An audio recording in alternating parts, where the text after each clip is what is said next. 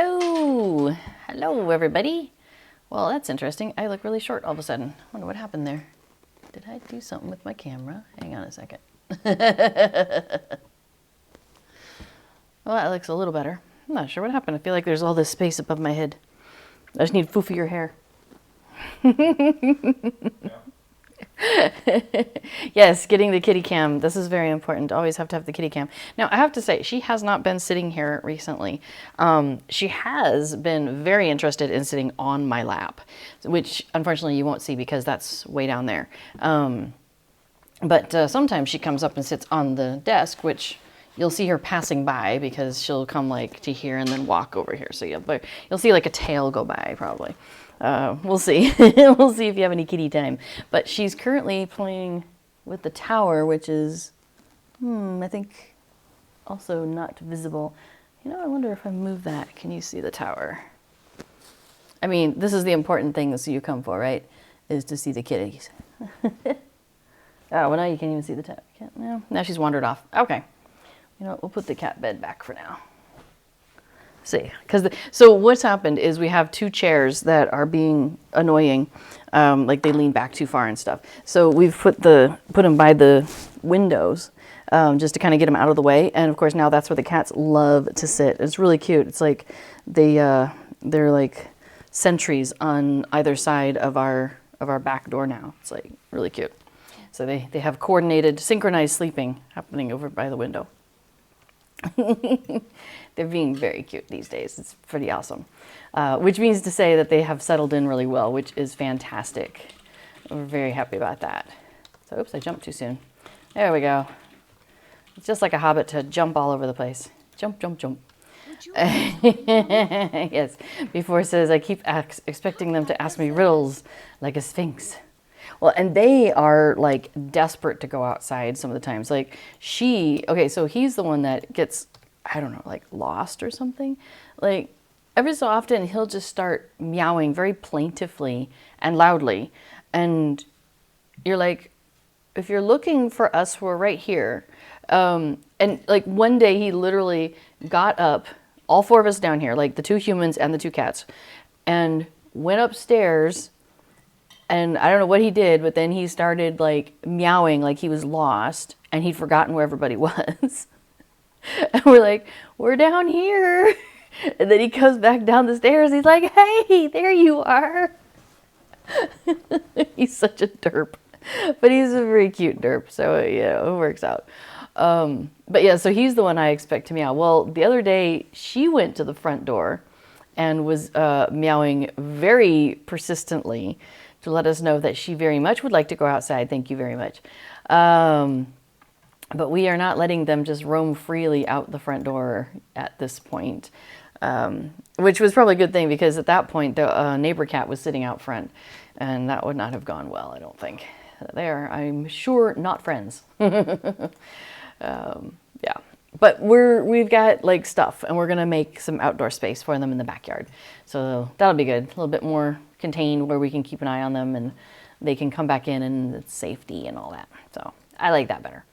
All right. So today, hi and welcome, by the way, to Heart of a Hobbit here on the official Lotro stream channel on Twitch. I mean, obviously you're here, so you probably know where you are. But just kind of let you know where you have landed in case you found me by mistake. Well, welcome. So we today are going back to Yondershire. So Yondershire, I'm sorry, I keep getting warm and then cold and then warm and then cold. It's going to be one of those days. So we're just going to take that back down and use some of my hair to warm me up. I like having my natural scarf. All right, I will take us to No Bottle. So Yondershire is an area that was added to the game, I don't know, roughly a year ago. And it's in the kind of lower level area of the game. So I should say, let me look at a map. So here is Yondershire map. And hello to the new folks. Welcome to the stream. Hello, Star Wars babe. Okay, so here we are in Eriador. And Eriador is like where everything kind of begins, where the stories begin. So we've got the Shire here. We've got Bree and the Prancing Pony. You know, we've got Weathertop is here also. So we have all of those places as part of where we started. Okay, so I tell you what, I'm going to mount up and follow Affadil for a minute because we're going to go. So we are in the middle of doing some Yondershire stuff. So right now we've been sent out by Rosalinda Northtook, and she's asked us to collect some Yonder boar meat and fallen apples. Amanda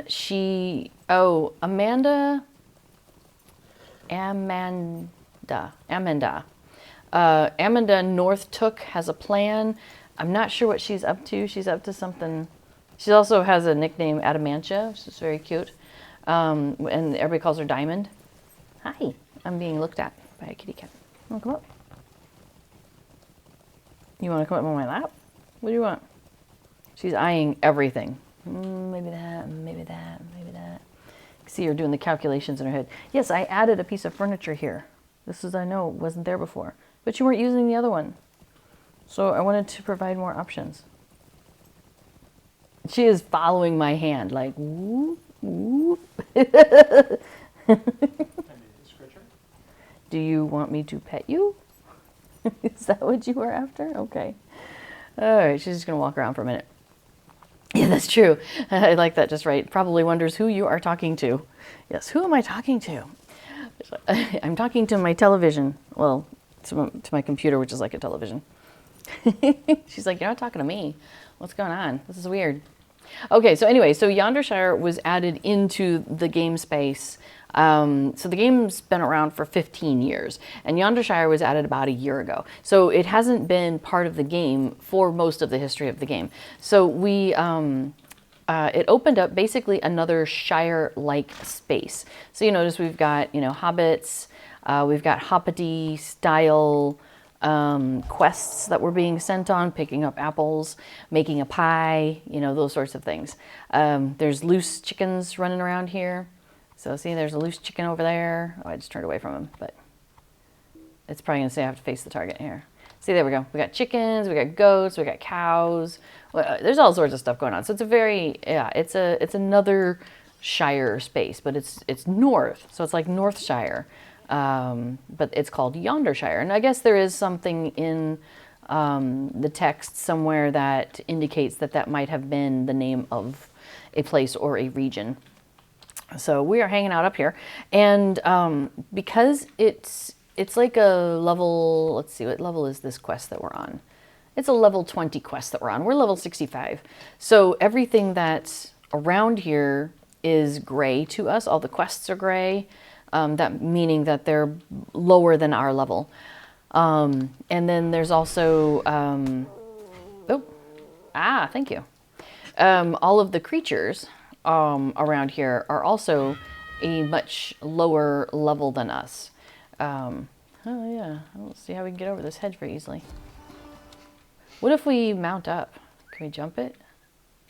Yeah, maybe. Let's see. Woo! No. Woo! Oh yeah, rock on. Good call there. I'm trying to jump while going downhill instead of jump while going uphill. You got a better line on it there. Yeah, we do need more wolves though. Well, beasties.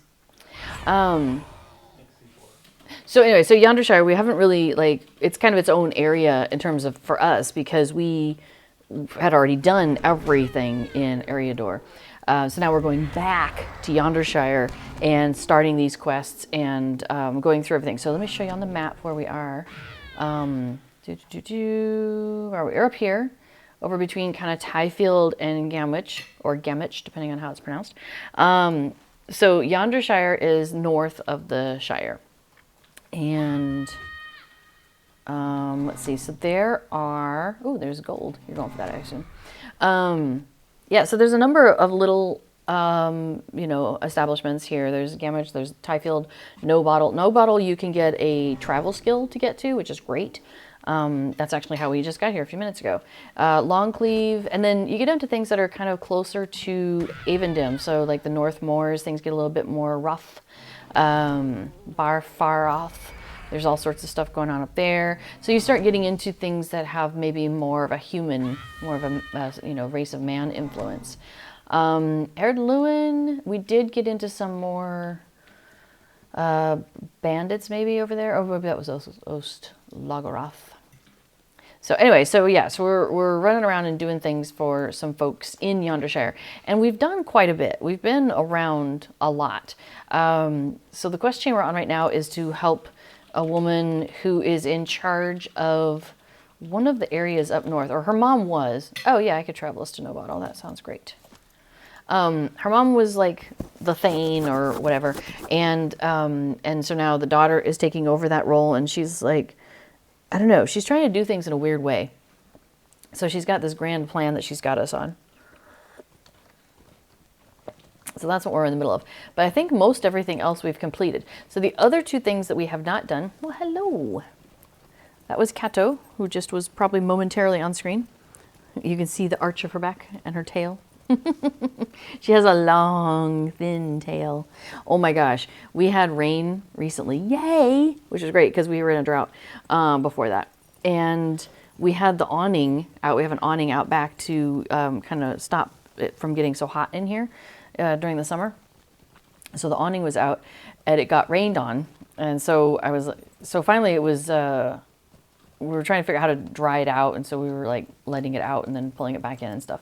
And I brought it all the way back in, and there had been water still on it, and so it came pouring off the sides, and it was like, landing on our patio out back, and it was like splash, splash, splash, splash, splash, splash, splash, splash, making all this noise. And it was pretty dark out, or it might have been twilight. And anyway, the cats were like, holy crap, what is going on out back?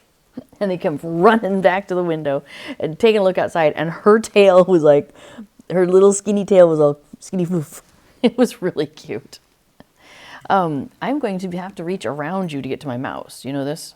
So just letting you know that this is going to be a thing. All right, so I think this is the pie lady. All right, she says, yes, greetings, another pie for Diamond. Oh, she wants a yonder boar pie, does she? Well, very good, very good. Let's get to work. You can use my oven, and I will add in my secret spice mix. Long striped tail. It is a stripy tail. It's kind of, she's a very stripy girl. Whereas Casper, the other guy, he's got more big splotches of dark fur bordered by the lighter speckled fur. It's interesting. So, Star Wars Babe just made a Hobbit burglar, and you named her Lorena Baggins. Very nice. Very nice. Oh, we have to return to Diamond. Okay. Ah, she's not far. Yeah, Hobbit burglar is a classic combination, as Before does point out.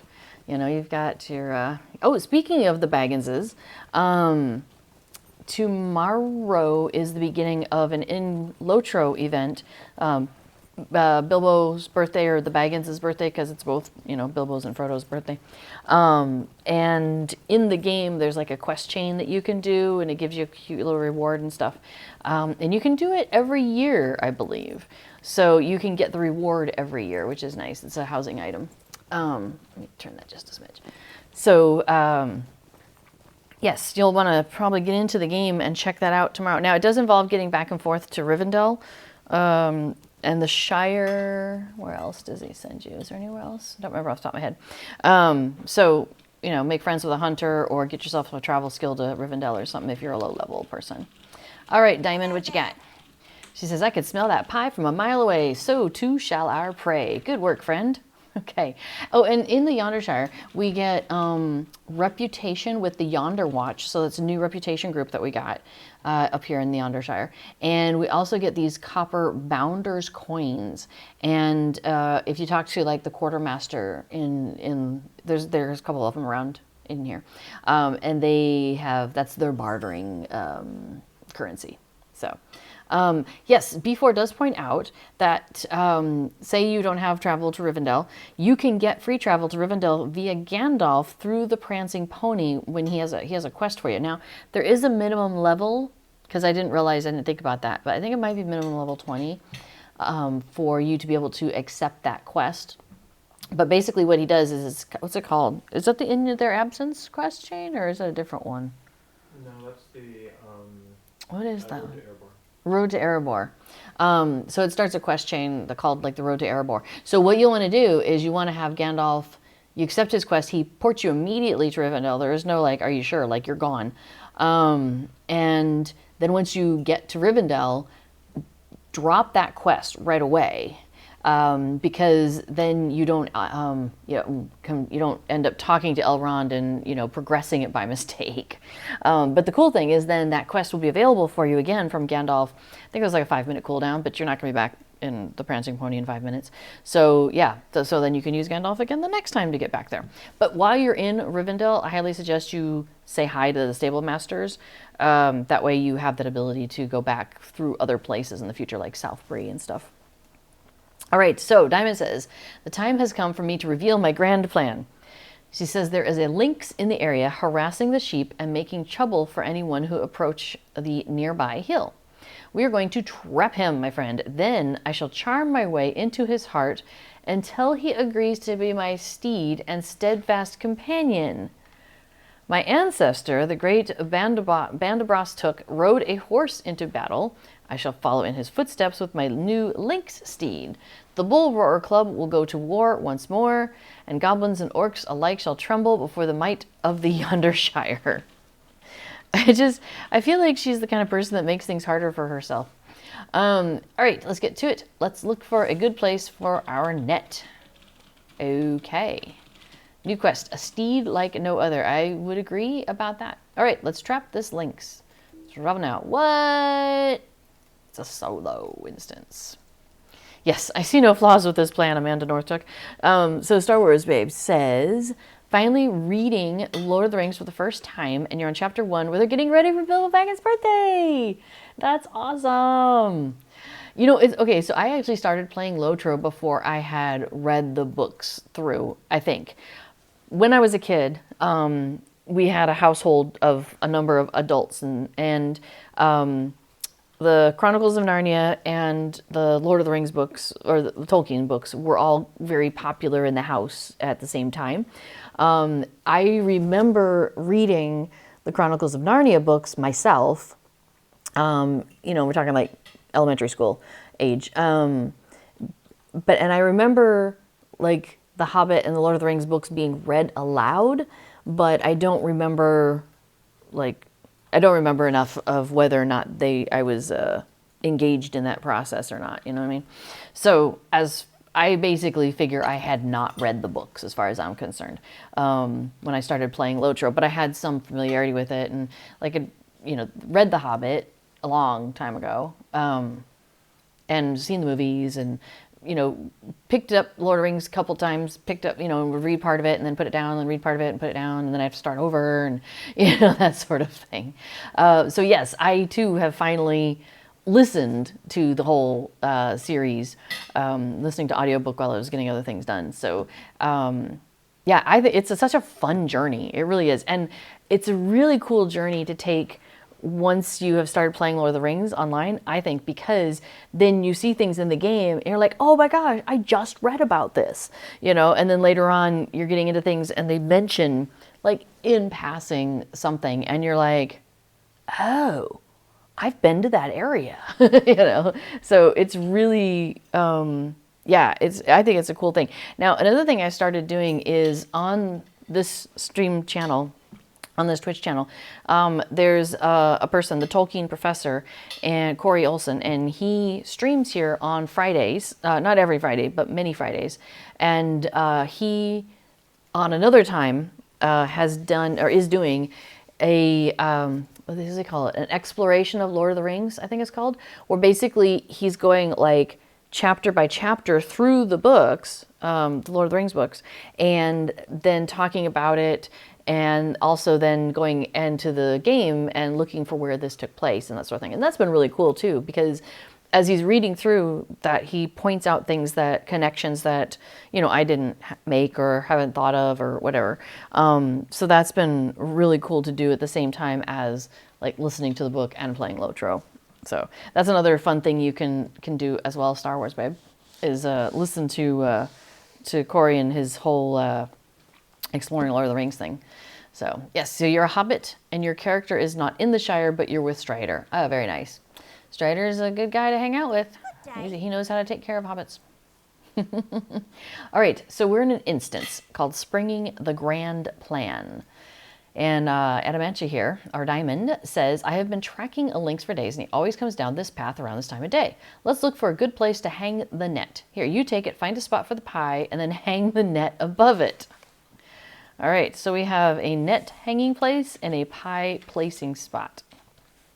All right, so let's hang a net. All right, the net is poised to strike. And I'm placing a pie. All right, now I gotta go talk to Diamond. We're ready. All right, she says there's no way the lynx can resist that pie. Now we hide and wait. All right, so kneel behind the bush with Diamond. All right, here we go. Here he comes. Oh, there he is. Ashenfell. Wait for the trap to be sprung. She says, we did it! Woohoo! All right. Did we? Oh, she thinks we did. All right. Hail, Ashenfell. What are we going to... Well, what? She says, Diamond, there you are. Okay. I've been looking for you all day. What nonsense are you up to now? She says. Yeah, she's about to tell us this nonsense she's been up to. She says, you're looking at the first hobbit who will ride a ferocious large cat into battle. So Star Wars Babe says, I have seen the Lord of the Rings movies, but never read the books. And since you're playing the game, you need to read the books. I felt that same way too. Yep. Oh, this is great. So she says, uh-oh. She said, you would have seen the first hobbit to ride a ferocious large cat into battle. Oh, if for Ashenfell was not soon to be a nursing mother. Rosalinda Northtook is like, what in the Shire would make you want to ride a lynx, you fool of a girl? Fool of a tuck. May not be as large as Bulwer Took, but our neighbors will be inspired to greatness when they see me riding a lynx. And her friend's like, no, the folks of Yondershire are more likely to be inspired by your kindness and wise choices that benefit the entire town. So we did end up helping a lot of folk up back in her town today. So she says, alas, it seems that I shall not be getting a new steed today, although I could try to befriend one of her kits. Well, that is an adventure for another day, she says. All right, so that finishes our instance. Come, let us leave her to finish the pie in peace. Lurking while cleaning just right. That seems like a good combination. All right, so Adamantia, what do we got here? My mother is right. There are more immediate things I can be doing. Oh, that's right, that was her mom. Doing to help out and gain the respect of the hobbits of Yondershire. In any case, thank you for your help with this. I know exactly what we need to do next. Uh-oh. What's her next grand plan? The Tale of Ashenfell. She says, I've been going about this all the wrong way. Riding a horse was only a part of Bulwer Took's legacy. He did so much more for our people than just ride a big horse. Is she going to invent a new sport? That lynx might not end up as my steed, but we cannot have her attacking the locals. I think if we keep people away from her den, that'll go a long way towards stopping her aggression. I'm going to go fetch some things we will need. In the meantime, I need you to track her to her den. Yes, I named her Ashenfell. Do you like it? Anyhow, I shall meet you there. Okay. So we are going to go and look for the thing. Archet? Never heard of that place, says Star Wars Babe. Yeah, that is a place that you get sent to in... oh yeah, the Hobbit intro does it. And then it's also the same place, the same intro. So the way that Lord of the Rings works, Lord of the Rings Online, is that you have... when you create a character, they send you through a starter zone where it's kind of a shared instance area, and that everybody else who's doing the same thing is in that same space. But you can't, I can't get there because I've already moved out of that space, so I can't come in and help you out or anything like that. But Archet is where people who are race of man and hobbits. And maybe Bjornings, maybe not Bjornings, where they start off and you do some early leveling, and you learn how to use the mouse, and oh, Sky Wars, not Star Wars. I keep saying Star Wars, sorry. Anyway, so yeah, you learn how to navigate around the game. Would you like to group us up into a fellowship, Affadil? Excellent, thank you. All right, I shall follow us as we ride across the countryside and pick up these yew branches. I'm gonna grab some branches, because why not? Yes, so Archet, you might be there if you're a hobbity hobbit, but eventually you'll get done with that. And they'll send you off to the Shire, and then that's where you basically start the game. Oh, we have tracks, and they lead up a hill. Okay. Hello, Valastrus. So you just got for the game recently, being a free-to-player, what would the end game look like for me? I don't 100% know. Hang on, we've got Amanda Took over here. What is she doing? We found the den. What? Apparently. Adamanda. She says, you made it. How did I beat you here? Maybe I do not need a steed. After all, they could name me Diamond Swift-Footed. She giggles softly. She says, oh, very well. I had a slight idea where Ashenfell might be hunkered down, and as I suspected, she has made her den near enough to a local road that it could be dangerous for the fine hobbits of Yondershire, and for folk who are visiting too, I suppose. She says, we're going to plant these flags. I brought it from the local golf course to keep everyone safe. They're used when creatures like Avank get too close to one of the holes and let people know to steer clear.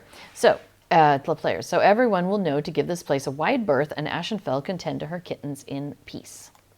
Okay, so we're going to go place some warning flags around the area. Yeah, you just got the game recently. Nice. So I don't have necessarily a good answer for that because I started playing as a free-to-play player, and I got as far as, I think it was Moria. And I decided to go ahead and get VIP at that point. This is back when the, oh, interesting, this is already in use. Okay, well, I don't know, I'll try again. So I've been VIP for a while, because that would have been like 3 years ago or so. And so I'm not super clear anymore on what free-to-play, where the boundaries are between free-to-play and not free-to-play, if that makes sense. Like, for example, I know that you used to have a limit of 2 gold, and they just changed that, and so now free-to-play does not have a limit on gold, for example. I know Druid's Fire was saying on her stream recently about free-to-play stuff and how it goes through, like, level 96, you can follow the storyline or something like that, which I thought there was more after that you could do in free-to-play. And there might be, and maybe I just don't know. So I know, right? It's not probably a very satisfying answer for you. On the other hand, if you just got started in the game, you have got plenty of things you can do. I mean, gosh, you got plenty of things you can do below level 60, really, before you even have to worry about, you know, going and finding more things to do. So I'll bet you can get a better answer for that by the time you start running out of things to do, which won't be for quite a while. Yeah, and they keep adding older stuff to the game for free or just heavily discounted as well. Okay, so cool. So Talrian says that as far as I know, there's no difference between free-to-play and VIP at endgame. You're not blocked from any content. Yeah, that's a good point. Okay, so from my understanding, and you can correct me if I'm wrong here, is that the Epic book line is free to everybody, right? That is part of the free-to-play experience, is my understanding. So, for example, let me pull up my quest log. So this is the quest log, and this shows you the things that you are currently working on, quests that you have picked up that you have yet to complete and turn in, for example. Up here, there's a button, a checkbox, where you can show your completed quests. Now, I don't suggest you do this when you're a higher level character unless you've got some time to kill, because there's you can, currently, the way things are, this puts a heavy load on the system, pulling up your completed quests. And the more that you have completed, the longer it takes to load this. So just a heads up there. This is one of the things they're working on, but that they've mentioned in streams about that. So anyway, you'll see here I have this whole chain of things called epic. And yeah, and before it says loading a few thousand completed quests takes a moment. Yeah.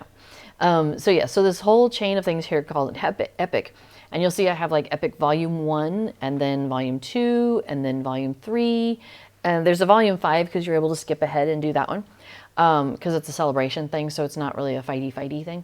Anyway, so here in Volume 1, I started with Book 1, as you do. And then from book 1, you have chapter 1, chapter 2, chapter 3. So I think it's really clever that they took the idea, the fact that we're in Lord of the Rings Online, which is based on books, and we are then participating in the story as characters in this epic book series, right? So that's kind of cool. It's a little meta thing there, and I think that's really clever. So that epic chain that you can follow, my understanding is that is free to play for everybody. Like there's no limitations on that. There's no restrictions, that sort of thing. And that goes through, I think that goes through like level 95 or something, which is why I think that's what Druid's Fire was saying, is why that was the thing. Hey, good job, Kato. Yay, she's going for the bed. Good job, yay. You can see we've got some sun coming through the curtains, and it's catching on her fur there. Yeah, go ahead and lay down. I was just talking about you, but you don't have to be interactive. She's got her back to me. I don't know what's going on there. There you go. Good job. So the current max level is 140. Every time they add an area, sometimes they add, let me see how the best way to explain this. So like Eriador was the first thing, and that was what first came out when the first game first came out, and it was called like Lord of the Rings Online, Shadow of Angmar. So that took you, and you had access to all of Eriador. And then the first expansion was Moria, and you could, like Mines of Moria, I think is what it was technically called. And you could go into Moria, you go through, and there's a whole bunch of stuff you could do down there. You come out into Lothlorien, you do some stuff over there, and so on.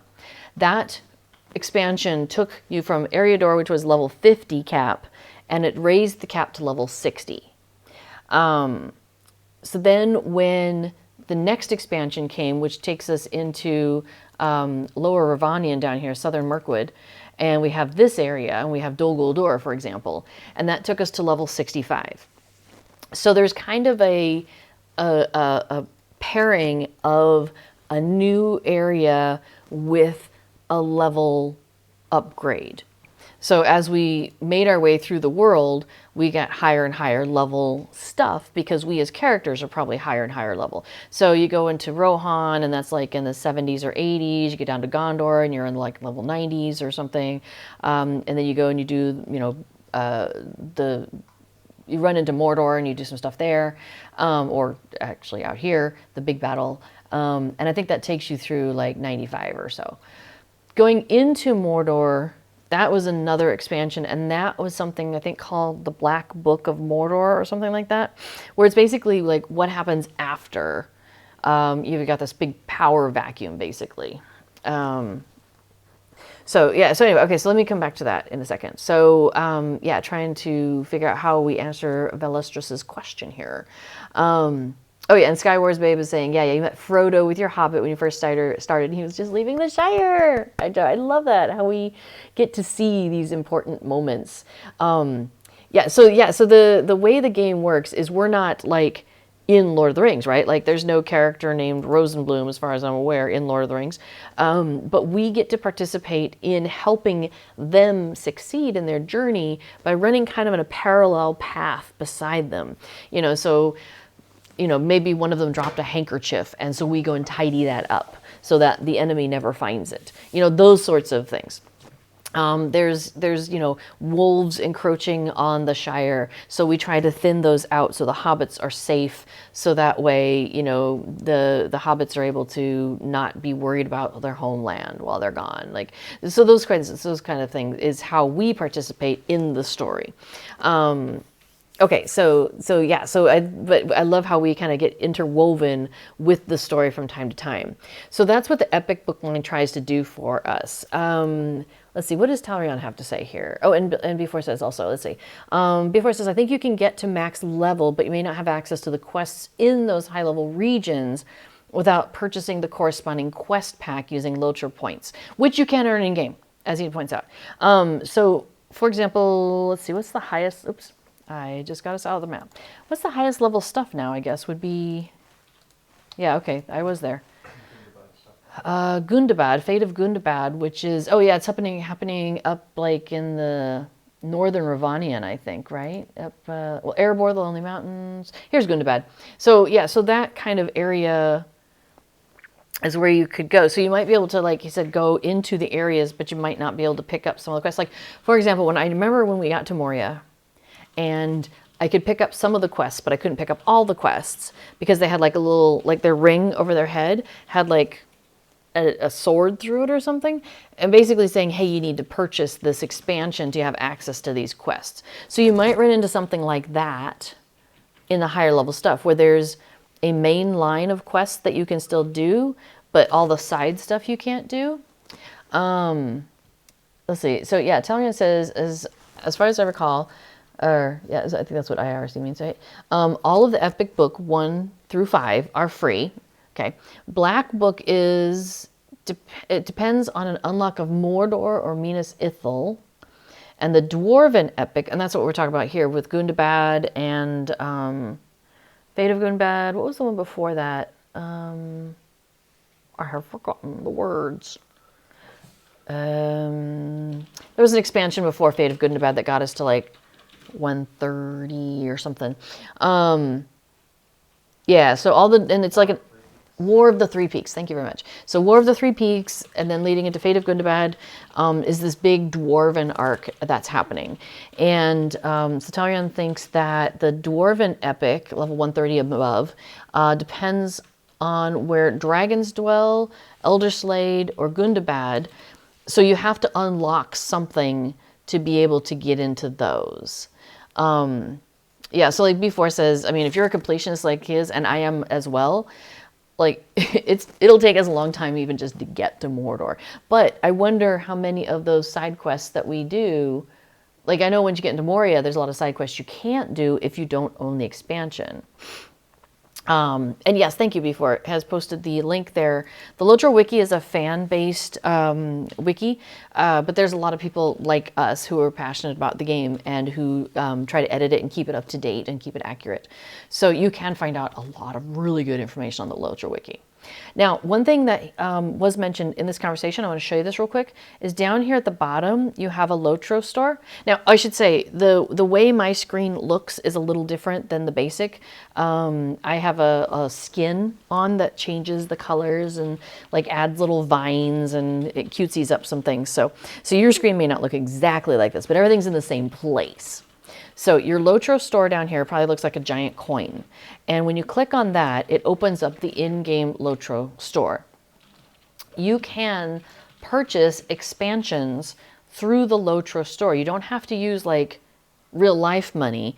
You can buy things here with Lotro points that you earn in the game. Okay, so yeah, Velasquez says, in theory, question is, so in theory, I could play from 1 to 95 just before the Book of Mordor and experience all the raids that were released up until then. So you'll be able to min-max your character in an analogous way to what someone who was an elf or was, yeah, at 95 when this level range was current, the way they did. I'm not 100% sure because I know that some of the quest packs, when you buy them, include skirmishes and or instances. I'm not 100% sure, but I seem to remember people talking about these things. That's why I'm like, but I didn't memorize it all. So for me, like if I go into, is it account, content, expansions? Okay, so here is like where you might find information about what you can buy and how many Lotro points it costs. And so yeah, so there are expansions, there are quest packs, there are skirmishes, possibly skirmishes, and raids and instances. Okay, so I am thinking that not everything is unlocked for free to play, because, so I have purchased everything. I have purchased access to everything, so that's why it's coming up with no items in my store. But when you go, it will show you what you can purchase, therefore what you have not purchased already, because if it's available to you in the store, you have not purchased it already. So they're kind of good about that, at least. You won't end up double purchasing something. The other thing I would say is check the Lotro.com the shop. There's a MooBot for that. Do you know it? I can probably look it up. You got it? Okay, cool, thanks. Where you can see what the different expansions cost. Now they did kind of a consolidation on things, and so great, thank you. Yeah, so the Lotro Market, I guess is what they're calling it now. So if you go to lotro.com/expansions, you can see the older stuff often is quite a bit cheaper than the new stuff, for example. And sometimes they'll do bundles. What I would do if I were in your position is I would play through the game, earn Lotro points. One of the ways you can do that is through the deeds. If you complete deeds, a lot of deeds give you Lotro points. So let's see if I can find a good one. I've completed a lot of them, so let me see if I can find one I haven't done. Skirmishes are not a good way to show that off. Let's see. Go to edit phase and area door, second tab from the end. Second from the end, thank you. Okay, great, thank you. Okay, so for example, there's this deed here called Little Wonders where you have to find little relics throughout the world. And once I have found all 6 of those, I will earn 10 Lotro points. I also get a housing item, which is kind of fun. The Path of the Grey Company. If I go and discover these 5 different locations, I will get 5 Lotro points. And a couple other things. Most of your stuff, so area door here, and then you click on like each of these tabs is a different region. So you've got Breeland here. The second little tabby is Shire. The third little tab is Ered Luin. So in each of these areas, you have exploration deeds. Those will earn you Lotro points. You've got Slayer deeds. The first one will not, but the advanced version of it, that they almost always have, will earn you Lotro points. So that's how I would say is a great way to start by, like, if you don't want to spend real life money. If you do want to spend real life money, I got other suggestions. But if you don't want to spend real life money yet, you're just like, hey, I want to see what this game can give me. You know, let me just enjoy the game and figure things out. I would say earn Lotro points in the game and then wait for sales, because they will have sales on these expansions and, you know, packs and things like that. Usually like Black Friday, they did some summertime sales. There'll probably be some end of the year, turn of the year type sales. Sometimes around the anniversary, which is in April. That's when the game came out. They'll have some really good sales. So that's what I would do, is I would now start hoarding those Lotro points and then work on buying the things. Yes, Amsterdam is a Dutch thing. Okay, so yeah, so for example, NB4 points this out, the basic Mordor expansion is only $20. So like, by the time you're getting ready to get into Mordor, you could probably buy that for $20. I mean, between now and then you can probably save up like $1 a week and you'd have $20. But yes, anything that costs Lotro points in the game store can be fully funded by playing in the game, as B4 points out. So 10, yeah, 5, the Lotro points you earn ranges between 5, 10, 15, 20, generally. I don't think I've seen anything for more than 20 Lotro points. 20 for kindred reputation. Yeah, reputation. You can earn reputation with various factions. So like, Let me look at the Shire. I know the Shire better. If you do Life of the Shire. So these are just do so many quests in the Shire. That got me 10 Lotro points. Do another set of, another however many, got me 15 more Lotro points. So they just keep earning. And I have, where's the reputation? No, that's so funny. I said I know this one better, and then I can't find it. All right, let's go to Breeland. Completed, deeds, explorer. Bree's a good place to get a lot of Lotro points, actually.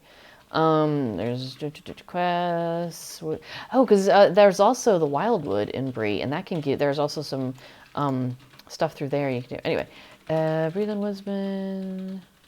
Oh, because it's not here. Is it? Sorry, I'm like distracted trying to find my reputation information. Is it?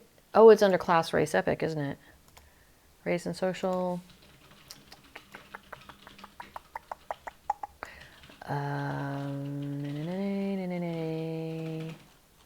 No, that's my enmity. Oh, your class will have certain things that you can do. So like when I went as a Hobbit and defeated 50 wolves, that earned me 5 Lotro points.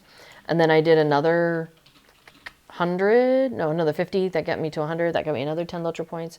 Those unlock as you go in higher levels. Like Enmity of the Wolves 3 didn't open up until I was like level 30 or something though. So you don't have access to all of your race stuff at the beginning. You have to slowly unlock it. That's really funny. I cannot remember where to find my reputation stuff. But as you earn reputation with a faction, so let me just pull this up. This is what a reputation thing looks like. So, for example, Yonder Watch, I'm earning reputation with them. When I get to be probably from ally, which goes up to, what's the next one, friend, I'll earn like 15 Lotro points. When I got to the first bar, I earned 5 Lotro points. And then the next one I earned 10. And the next one I earned 15. And then when you get to full reputation, you earn 20. As an example. So it's not exactly 10 points per deed. It's, I wouldn't even say that's an average. It's 5 and 10 for the Slayer deeds though. And then 20 max for the reputation, which is really nice. So you can really get there quickly if you grind it out. I would not suggest you grind it out though, because Lotro is really about the journey. It's not about the destination. So I would say enjoy the journey. But if you're looking to be like, I don't know, some top tier raider or something, you'll want to have an eye on where to get that gear. But you don't need to worry about that now. Just enjoy the journey for a while first, Okay, so B4 has found a little bit of information. The Rangers and Ruins expansion for the Angle of Mythithel, which is also a new area that came out roughly a year or so ago. That is 725 Lotro points in the store. To buy Yondershire, it's 995. The Further Adventures of Eladan and Elrohir, which is a mission set, that costs 225 Lotro points. This is the current prices. Yes, and as B4 points out, there are occasionally sales that reduce these costs. So that's why I would say, like, don't worry about buying anything yet. Don't even worry about buying anything until you're getting close to Moria, really. I mean, unless you're seeing things that you're like, oh wow, that's not unlocked, and I wish it was, so you could go and do it. The Black Book of Moria. Okay, B4 didn't find that yet. Yes, and Just Right says, and if you don't spend them like I do. Yeah, like, there are so many cool things you can get with Lotro points also. So, like, I have bought travel skills. I have bought travel cooldowns.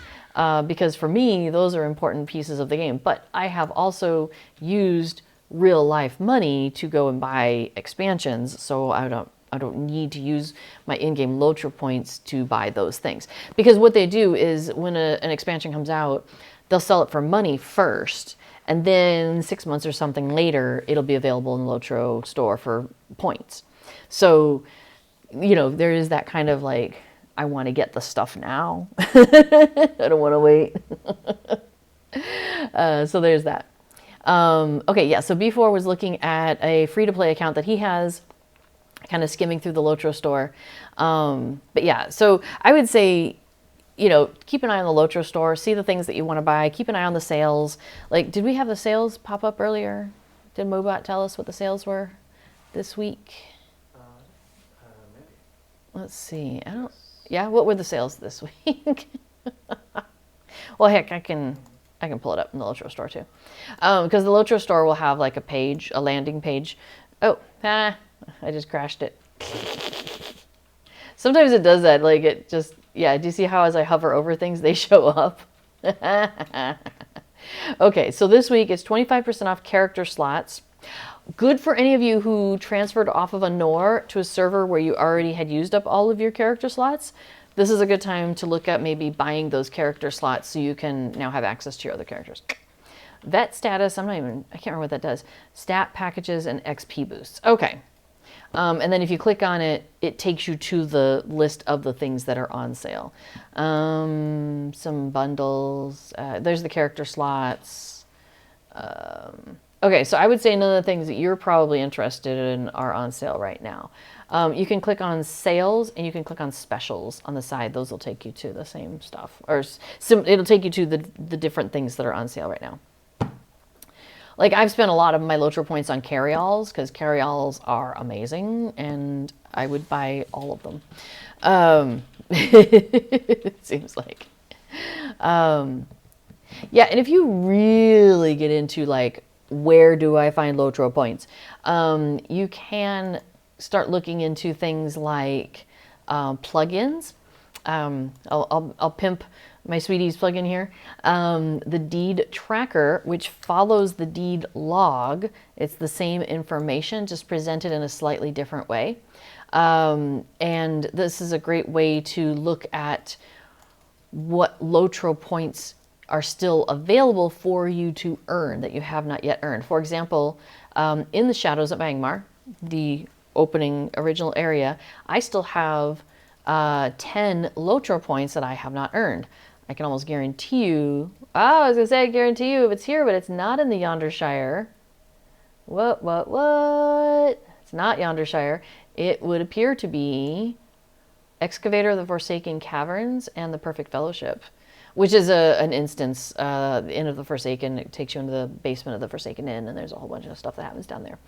And there's some stuff that you've got to do in a very specific way to earn that. So if I were looking to complete those, that would give me 10 more Lotro points. So that's a place where you might also, find information about where to get more Lotro points if that's something you really, really want to work on. But hey, we're going to go and talk to Adamanta here real quick. And she said, you did it. We put the flags out. Yay. Now we just need to let the townsfolk know what we have done. We have helped spread the word. I'll meet you afterward in No Bottle. Okay. I was going to say something else too that made me think. So here on this channel, there are people like myself and B4 who stream just for fun. We enjoy the game. And oh, now you're mounting up. How funny. And we play the game. We focus on different things. Like I focus on a lot of the kind of side stuff, like the festivals, the social stuff, especially the festivals, outfits, mounts, collecting things, being a completionist, doing all the side quests, all of those things. And then also when we run out of those things to do, we'll go and do skirmishes and instances on the stream because I find that interesting. Also, I'm on a legendary server. That's a whole nother topic. And missions. That's true. I like missions too. And so none of those things relate generally to the epic line, right? We tend to do epic line stuff. We've in our kinship, we have a group. We get together like on Saturdays to do that. So I tend to do a lot of that off stream, and then do the social stuff because when a festival happens, it's usually like a 3-week thing. So I've got 3 weeks of stream to do festival stuff, which makes me very happy. So that's kind of what I focus on stream. B4 focuses on the plugins that people make for the game and plugins that he himself is making. Occasionally though, and they're starting to do this more often, SSG, the people who make Lotro, are also starting to do some streaming, and it's generally on Fridays, and it's generally at 12 o'clock Eastern time. And they will stream about something specific. Although Scenario Scenario is one of the world builders, and he likes to take you into an area and explain things. He usually does that on actually a Wednesday or a Thursday, occasionally on Tuesdays, but usually on Wednesdays or Thursdays.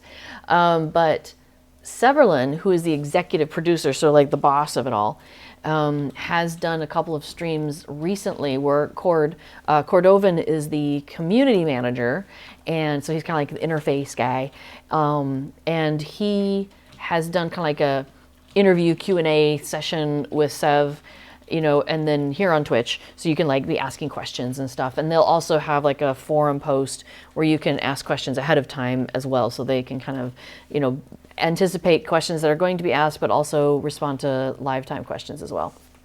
So, so Severlin has been giving us some insights recently. And what did he say? What was I thinking of? Something about there's a new system, because you mentioned endgame a couple of times, which makes me think this is something important that might be important to you. He mentioned there's going to be a new system where you're going into skirmishes? Yeah, it's called the delving system. And basically you get like a delving gem, and you use that to go into the instance as though it is like on a harder level than when you got there. Like you're delving deeper and deeper into the instance. Or skirmish, I forget which one it is. Skirmish, thank you. Okay, so the delving system is going to be a part of skirmishes. I think he said skirmishes are fine. Oh, maybe skirmishes are a later edition. Missions are what it is right now. Okay. Anyway, whatever it is, whichever one of these categories it is, you use the stone and you get to go into it and delve deeper, making it being harder. Once you finish that, you can take your stone and upgrade it and get into a harder stone, and delve even deeper. And so that's the idea, is you can keep rotating through and delving deeper and deeper and deeper and getting harder and harder pieces of this. So making it harder and harder for you to go through it. But the idea is that you can then, in those situations, get armor that is, or gear that is equivalent to the stuff you would get running on a instance at tier 3. So instances, generally you could do tier 1, tier 2, tier 3. Some go tier 4 and tier 5 also. So the idea is that, yeah, you could use the delving system to go into things and get gear that is an equivalent. It's not the same thing. It's not like, the stone, the I don't know, the breastplate of shininess and the breastplate of shininess. So it'd be like the breastplate of shininess and the breastplate of isn't that shiny. It's not going to be exactly the same name. It's not going to have exactly the same stats, but apparently it's supposed to be very equivalent. So that's another way to get gear that is kind of like, high tier stuff, but not having to go through the rating, or it helps you prepare to maybe be able to go in to do some of that rating. So yeah, I don't know much about the mythic system in WoW, but yes, I have heard people are comparing some of these ideas that they have to other things that people have seen in other games. So I think that sounds like a good thing. It sounds like they are responding to, things that the community is probably asking for, different parts of the community. It's really interesting because Lotro has such a wide and varied community. I mean, you've got people who are like, hey, we need more endgame content, and I need more endgame gear, and I need more endgame this, and, endgame. And then you have some people like myself who are like, I want to progress through the story, but I kind of want to take my time with it. I want to look at every blade of grass. I want to talk to every chicken. Yes, exactly. Yeah, you've got people like before who are like, chicken play was awesome. We need more of this. And also, can we have access to more of the Lua and, the background information that you have about your character? Can we have more access to that so we can make more plugins? And then you've got people who I was actually for a while, I just want to hang out in the Shire and deliver pies and fish, and I don't want to go out into the wider world. That whole place is scary. I'm just going to chill out here where it's nice and peaceful, So you definitely have, and then you have people who want to just follow the epic line, and they don't want to do the side quests. They just want to follow the epic line. They want to just boom, boom, boom, straight through. You've got other people who are like, I don't do anything but festivals and social time. That's the only thing I do in the game. Because, like, for example, on one of the servers on Landerval especially is a very thriving music community. People get together, they make bands, they play music. There are music festivals constantly throughout the year, it seems like. So there's so you could just do music in Lotro. Like, so there's a lot of different things you can focus on, which then means I think it's very difficult to be, for example, an executive producer of the game and be like, how do we satisfy everybody? Because you've got the musicians over here going, we want more instruments. We've got like gaps in our ability to play certain songs because we don't have instruments who make these sounds. Of course, it's really hard to carry a piano around in your pocket, so maybe that's not an option. But yeah, you have people who want very different things. Hey, we'd like more access to the back end of things. Well, that opens up some possible security issues, so you've got to like really think about that. Well, hey, we want more festivals. Hey, we want fewer festivals. Hey, we want more of this. Hey, we want less of this. So I can't even imagine how they try to satisfy everybody. But yes, it does seem like this delving system is definitely intended to kind of fill in some gaps where people want some of that higher level gear, but they're not getting it through raiding for whatever reason. Maybe they're just not, able to do it. They don't have the people to do it, whatever. So I think it's a cool idea, and that should be coming out. I think he was saying before the end of the year. We have a patch that's coming really soon, either this week or next week. That is going to make a bunch of changes to minstrels, because they're doing, class balance is an ongoing thing, right? Like it's never done, because there's always something new that happens and something that changes. And so you've always got to change things up again. So they're making some changes to minstrels. And this is based on like some usage that people have of the characters. For example, you have this thing called the trait tree. So down at the bottom, you have like a little Gandalf that's right next to the button, the big button. You click on the Gandalf, and you can see that there's 3 separate traits here. The first tab, the tab with the little shield on it. And so you have like a blue line, you have a red line, and you have a yellow line. And most of the classes, most people choose either blue or red. Yellow doesn't get chosen as often, or if it does, it's not chosen. It's chosen for very specific situations, and then people then will opt back out for red or blue. So they're definitely seeing that in minstrels. So they've come up with this idea of changing things around, and it's similar to. There's another class where they did this too already. I think it might be Brawlers. Brawler, where basically you are spending your points when you get trait points. You're spending them in blue or red, like that's your main thing. But you can spend points into yellow, and everything in yellow is ways to help make your red and your blue better. So it's like a auxiliary stuff. It's not a full line of its own anymore. So they're going that direction with Minstrel also. And so it'll be really interesting to see how that goes, because Affodil before plays Minstrel pretty much all the time now. And so I'm curious to see how that kind of, auxiliary buffs line, how does that impact, things. Can I shoot this guy? Oh, he's not my line of sight. What if I jump? Oh, yeah. Auto target for the win. Okay. Anyways. Let's see. So Valestra says the meta will then become doing delves to gear up and to clear higher tier raids. Gearing via raids will become less important. I don't know. That's a possible cycle. Also, though, I don't... Oh, and that's the current issue with WoW.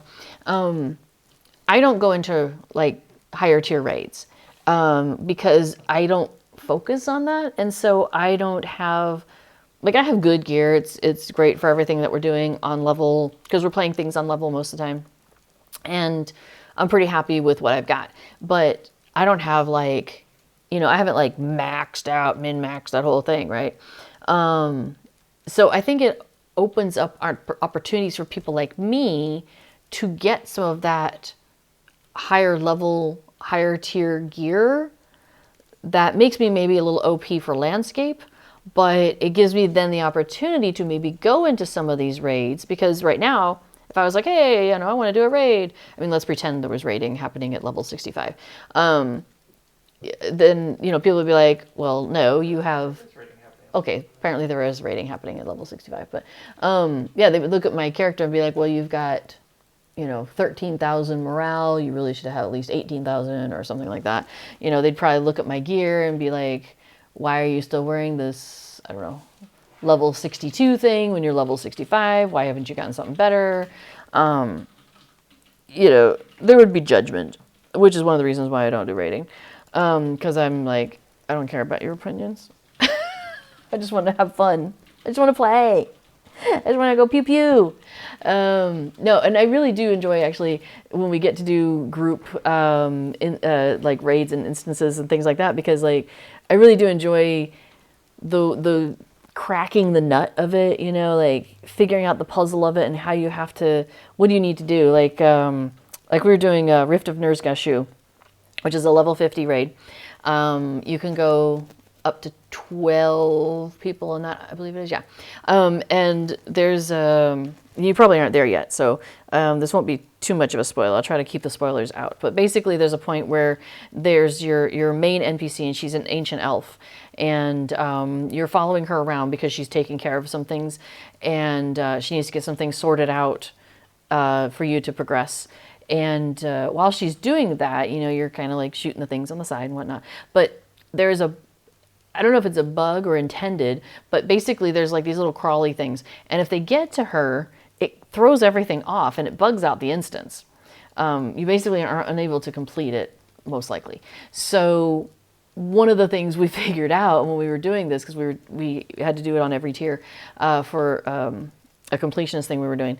And I, as my hunter character, I can put down traps. So this is a tripwire that I can put out. And if anything walks into this area, that's, I mean, not my friend, she's all right. But yeah, it basically does that. It gets tripped up and it pauses, it stands still, right? Which meant that the elf lady here in the middle could keep, ow, my ankle. She could keep on doing her stuff, over here and touching the water and doing all of her thing. While then we're like, hey, something got really close to her, poo, poo, poo, poo, poo, poo, poo, and get rid of her. Get rid of the thing. So, so just, I enjoy figuring out all these little details of how we can make it, make it work better, maximize out some opportunities, those sorts of things. But it's not something that I'm going to lose sleep over, and it's not anything I'm going to call people names over. It's not worth that to me. So that's where I'm hoping that maybe more people like me who just want to go in and have fun will then be geared up enough to be able to do so, and we can kind of go in together and enjoy the raid without like people being, I don't know. Well, like one time we were in a thing and, it was like max level and we all had to be working together and stuff like that. And some people, one person in particular was having trouble with one of the mechanics. They weren't catching on to what had to be done.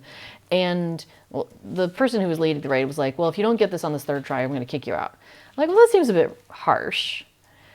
And the raid fell apart. Like the whole thing didn't work. So we stayed in the raid and stayed in the instance and basically worked with a couple of people who were unfamiliar with the mechanics and just spent some time running it. I mean, we kept getting our butts kicked. Who cares? Like we just spent time. Yeah, Flagit. That's exactly what it was.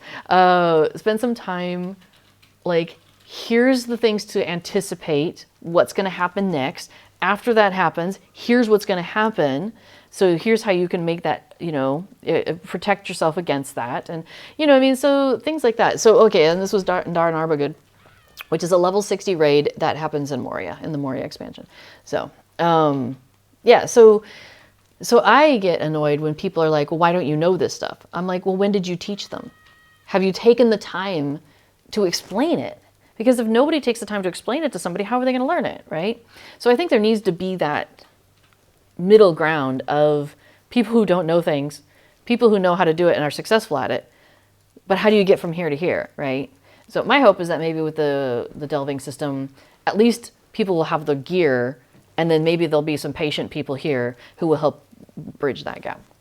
Anyway, that was my soapbox. Sorry about that. Yeah, before it said it does depend on whether people are doing the raids only for loot or if they're really enjoying it for other aspects. Yeah, so like there's another one that we haven't gotten to yet called Dragok. Dragok is a dragon, and we don't have access to that yet because I think it's a level 75 instance. There's not a lot of useful loot in that. There is one drop. It's a furniture item, and it's really cool. It's a fireplace with a little dragon in it sitting on a hoard of gold. And when you click on it, the little dragon pokes his head up and he goes, it's so cute. It might be fine if you are level 75. The gear might be good if you're level 75. That's true. The gear might be good if you are level 75. But the point is that we enjoy doing that raid because it's fun. It's interesting because you have to coordinate a fellowship maneuver across 6 people. And at the same time, you have to have somebody who's managing the dragon. It's really an interesting raid. I find it fun. So that's the sort of thing, like, I want to do these things for fun. I'm not doing it for the drops, except for the fireplace. I'm not doing it for like some breastplate or some hat or whatever that's going to drop. You know, there are people who are like, oh, you want to go and run blah, blah, blah, because the necklace of, you know, of upstandingness will drop, and that is a perfect thing for a hunter level 65. I'm like, how do you even know these things? Like, there's some people that's their jam. It's not for me. Yes, the unwelcome mat. I don't know.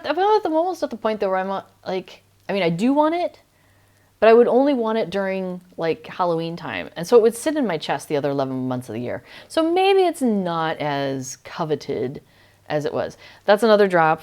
It's, oh my gosh, it's like level 80 or something, or... It comes out of Dogwalder. I thought it came out of Dogwalder, but... With the 12-person raid though. Oh, it's a 12-person raid.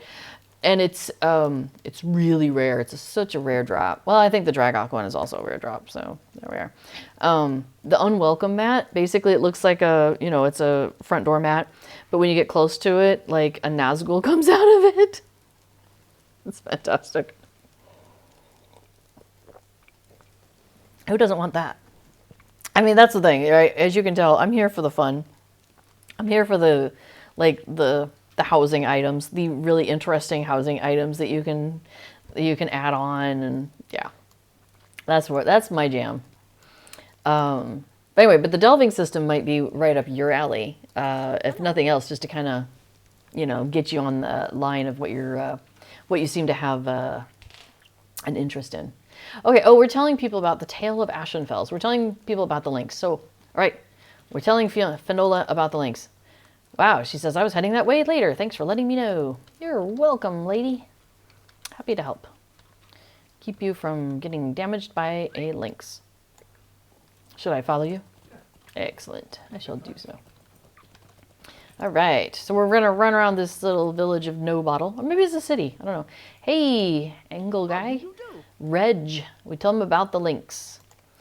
He says, you do not have to tell me twice. I will steer clear. Well, we just did tell you twice, but we didn't have to, apparently. All right, Salga, the bounder. You talk to the bounder about the links. She says, a lynx will bless me. I will not go anywhere near her den.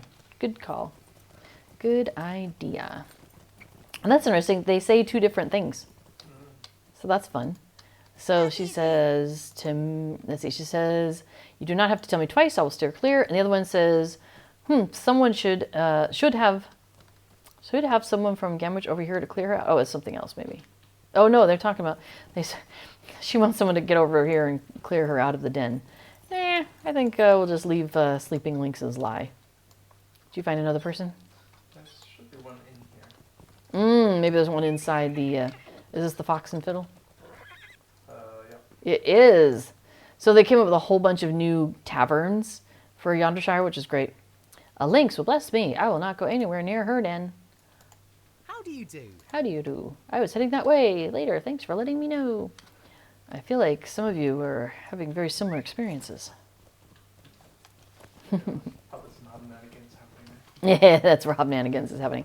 Oh yeah, so Hobnanigans is not yet. I think it first week of October, first weekend of October, which will be like just a couple weeks away. So the funny thing is a lot of festivals and other activities in the game start on like Wednesdays or Thursdays, and sometimes they end if they're short. Wait, am I going the wrong place? Oh, okay, I'm not. And they'll end like Monday, so or Tuesday morning. So we're not running into those here on the stream right now. We were just talking about this earlier, actually. But I can tell you about things. Oh, I just saw a frog. No, maybe not. No, I saw a neeker. Never mind. Hey, Bloda Hops Blossom. We tell the brewmaster about the links. And she says, hrumph, hrumph. To her rumphs. All right, Adamanda. Back to Diamond. Diamond. Let's enter no bottle. Oh, should we go to no bottle? Let's go to no bottle. Hey, I'll take us to no bottle. Man, I love being able to get this. This is a hunter thing. Hunters can get these travel skills. Oh, look at you being cute. Where you can take your entire fellowship to a location. It's fantastic. I love it. Hey, there she is. All right, well, we have warned the local folk. Lovely day. How did you do? You told 7. Okay, splendid. I told 20. That is, I told 5 and told them to each go tell 4 others. I mean, that's a good way to do it. Almost everyone was so appreciative. See, she's a good leader. Everyone was so appreciative of what we have done. Protecting both the town and the den might be almost as good as writing the links into town. Almost. She says, we have one final person to tell, and that would be my mother. Say, why don't I leave that one up to you? Sure. We can go tell your mom. Is she far? Yeah, she's up in Longcleave. What up? What can you get? White goose. I'm pleased. Tome of the White Goose. Oh, yeah? Oh, I'm not kindred yet. Oh, yeah, we got to get to Kindred to be able to get all the good stuff. Yeah. That's probably why we don't have it yet. Let's find a stable master. Are we standing next to a We are. Lovely day, isn't it? Longcleave. So, Velistris, I hope that was a lot of information that you, in some points, find useful. Because you said you're just starting out in the game, right? That you, there's 2 of you today that said you're starting out in the game, I believe. Was it Skywars Babe also was maybe starting out? Yeah. So, I mean, you've got so much to see in the game before you need to worry too much about end game rating and stuff. Now, funny thing is if you really get into the game and you're like, I really just want to do end game stuff, but it's going to take me a long time to get there, you could try Treebeard. Yeah, you could do a Valar. Valar just, I haven't done it yet because it just seems like a weird thing. Just like all of a sudden I'm 130, boom. But you haven't gone through anything, so you haven't done any of like the Slayer deeds. You don't have any, like, there's so much you haven't done. Ah, here she is. Hey, Rosalinda, your daughter's been out there doing stuff. A den, is it? She said. That certainly explains why the creature has suddenly gone even more feral than they usually are. Very well, I will let any who come to speak with me know of danger. The 2 of you did a good thing today, my new friend. Well, you're welcome. All right, she says, I'm glad that my daughter is starting to take things more seriously. Perhaps I have your influence to thank for that, along with my words to her earlier, of course. Since I'm assuming you are out doing her work for her, and we'll see her again soon, I bid you to take this report to her. It came to me by way of our local bounders, and its contents trouble me. Please ask my daughter to look into the situation. Okay, we have to bring a report to Diamond. Is she still down hanging out in No Bottle? Yes, she is. Well, let's just head right on down there. Let's go to No Bottle. The other thing about the Dragoch fireplace is that in one of the festivals last year, they added a new furniture item, And it's very similar. It's not exactly the same, but it's very similar. And they have a version you can have inside the house, and they have a version you can have outside the house. So I actually got one of those, and it is outside. I may have got one of each, actually. But we definitely have it in our yard, at our kin house. All right, so Diamond says, a report from the Bounders. Do give it here and let's see what they have found. She reads over the report, her brow furrowing. Well, this is not good. The report states that strange men have been seen along the walls that border our lands. We should go and have a look for ourselves and see what is going on.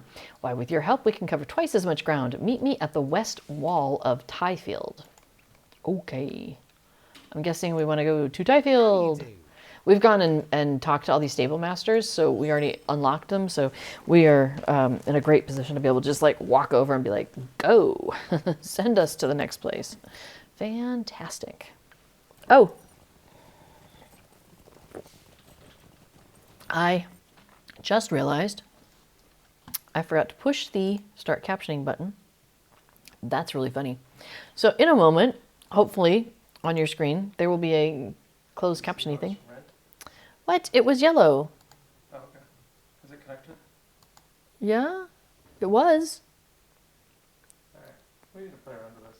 Okay, I had it working earlier. Maybe because I let it sit for too long or something. I don't know. Anyway, well, let me know if the closed captioning button comes up. I do not see it. Disappoint. Okay. We keep getting it working and then it stops working, and I'm not sure what's going on. Yeah, anyway.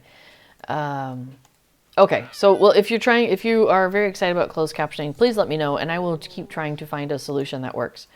Because definitely that is important if you are watching this live and would like closed captions. It does, it's not like perfect, I have to say, but it does an all right job. I don't think we're going in there anyway. It was Rich Iron just on the other side of that hedge. Oh. Somebody was after the rich iron that was on the other side of the hedge. They could see it. I'm not actually tracking. I'm okay with that. All right.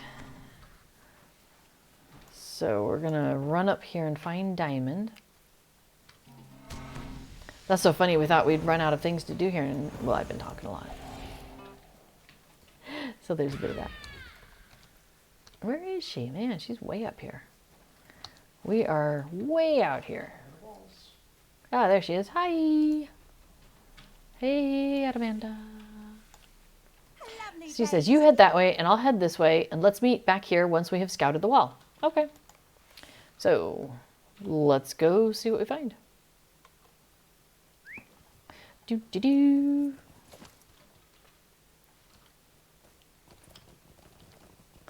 All right, well, What wall do we want to be on? I mean, she was unclear. You stay on that side. Okay. We'll have one of us on each side of the wall, and hopefully that'll trigger. Nothing amiss here. Same here. Nothing amiss here. Continue searching along the wall, it says. Stones from the wall lie here. All right, continue along the wall. We have a demolishing thief. Brigands are destroying the wall. Alright, so I need to be on the inside. All right. Did you get the brigands are destroying the wall? Okay. So we need to stop these guys from demolishing the wall. That's not. Yeah, there's a gate here. Oh, there's a big hole here. Well, okay. It's a big hole that looks like a gate. Perhaps. So why would they need to demolish it if there's already a gate there? Who can say? Oh, so I was going to talk about Treebeard. It is a legendary server, and legendary servers tend to follow different rules, as it were. So what the legendary servers tend to do is they have a slower progression. They're also called progression servers. And the idea is that you don't get everything all at once. You get things in slow installments. So when we first started playing on here, when it opened a little over a year ago, June 30th, 2021 is when it opened. And so when it opened, we had all of Eriador. And then 6 months later, we got Moria, the first expansion.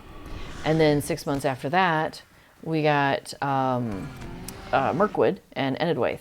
And that's where we currently have, as a server, that is our current cap, is that area, which takes us up to level 65, which is why we're level 65, because we have reached that cap. A lovely day. Well, she says, welcome back. How did you do?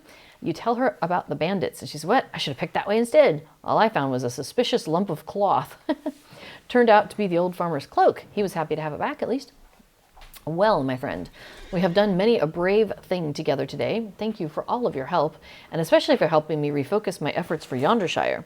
I will not be the reeve for some time, but all of today's wandering around showed me how much help I can be to the townsfolk. Perhaps one day I will wander outside the wall and along the dusty roads, but for now, there's plenty for me to do here. She says, thank you again, my friend. Ah, nice. So that took us to Kindred with the Yonder Watch. Bum, bum. It says, you may have not been born within its bounds, and you may not call any of the small towns throughout the Yondershire your home, but you are welcome wherever you go across the Shire. Kin to the Yonder Watch. That's my new title. Well, it could be. So I got a bunch of things that just popped up here. For those of you who are new. So it tells me that I got 15 Lotro points. So it's not 20 in this case. For that, I got a new title, which I could apply if I want to. I'm going to leave the poetical, I think. I feel like I might want to change that at some point. Oh, if you ever want to change your title, go to your character screen, which is C for character.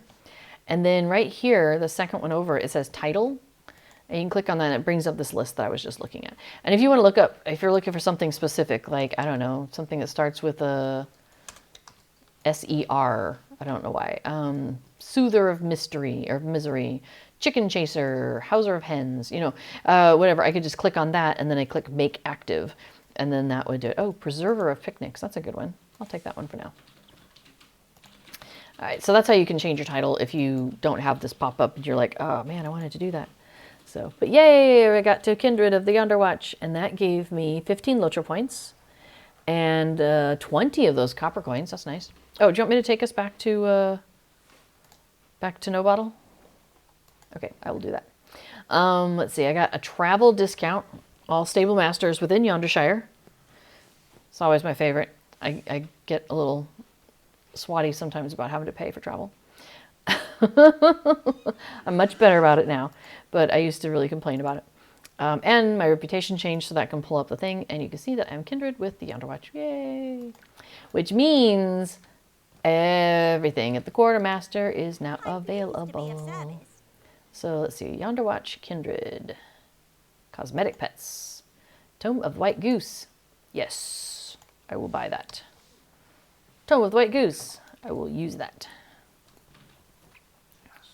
Oh, I forgot to get my stuff out.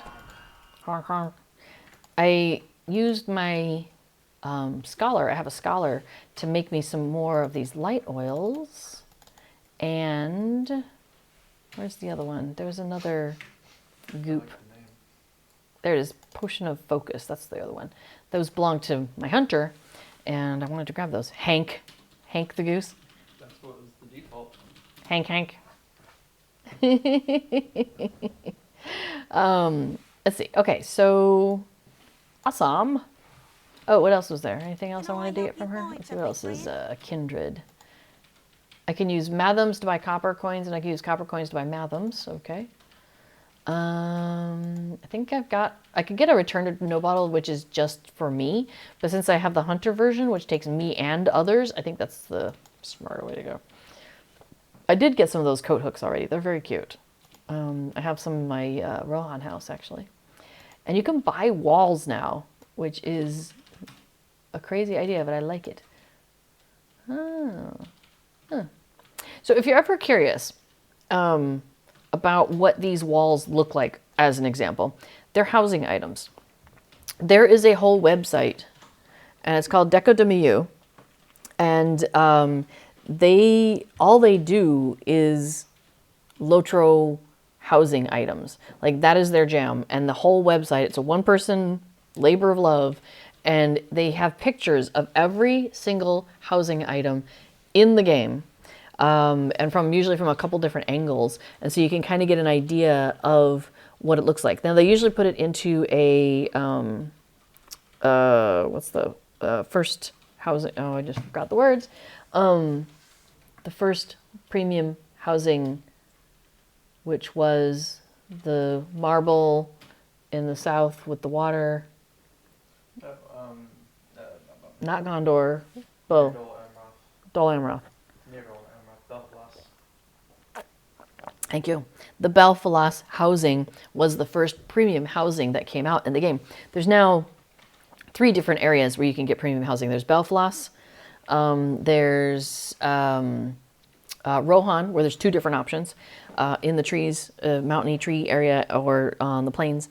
And now there's not Eriador. Yeah, the Dwarven. And it's all green and Erebor, not Eriador, Erebor.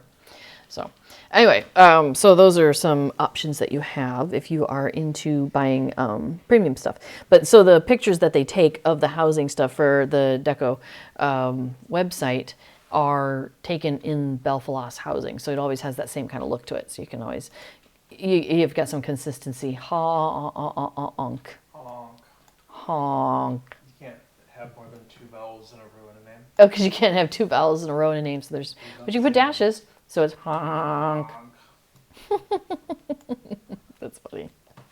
Okay, so the other thing I wanted to do out here in the Yondershire is, yes, there's 2 things we have left to do out here.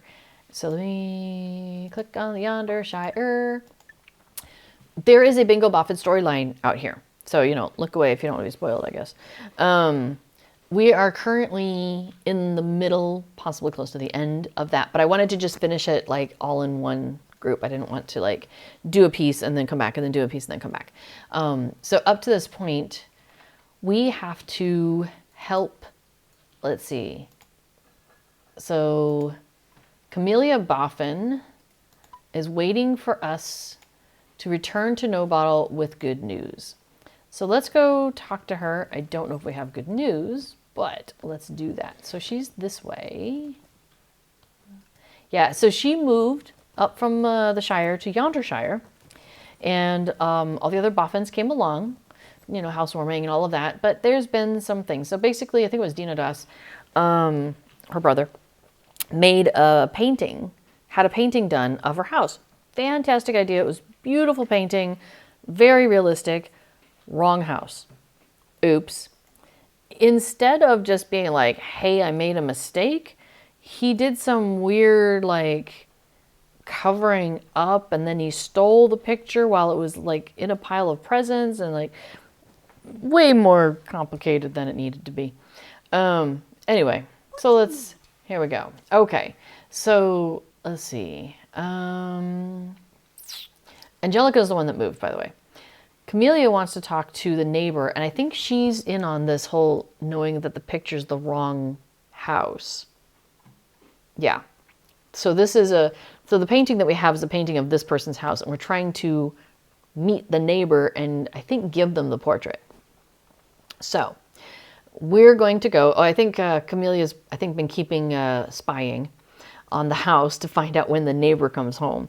The neighbor is now home, so she wants us to go ring the doorbell, and if she doesn't answer, we'll know that Angelica's neighbor is a rude sort, and we hope that's not the case because we have to hide this evidence, the portrait of the wrong house.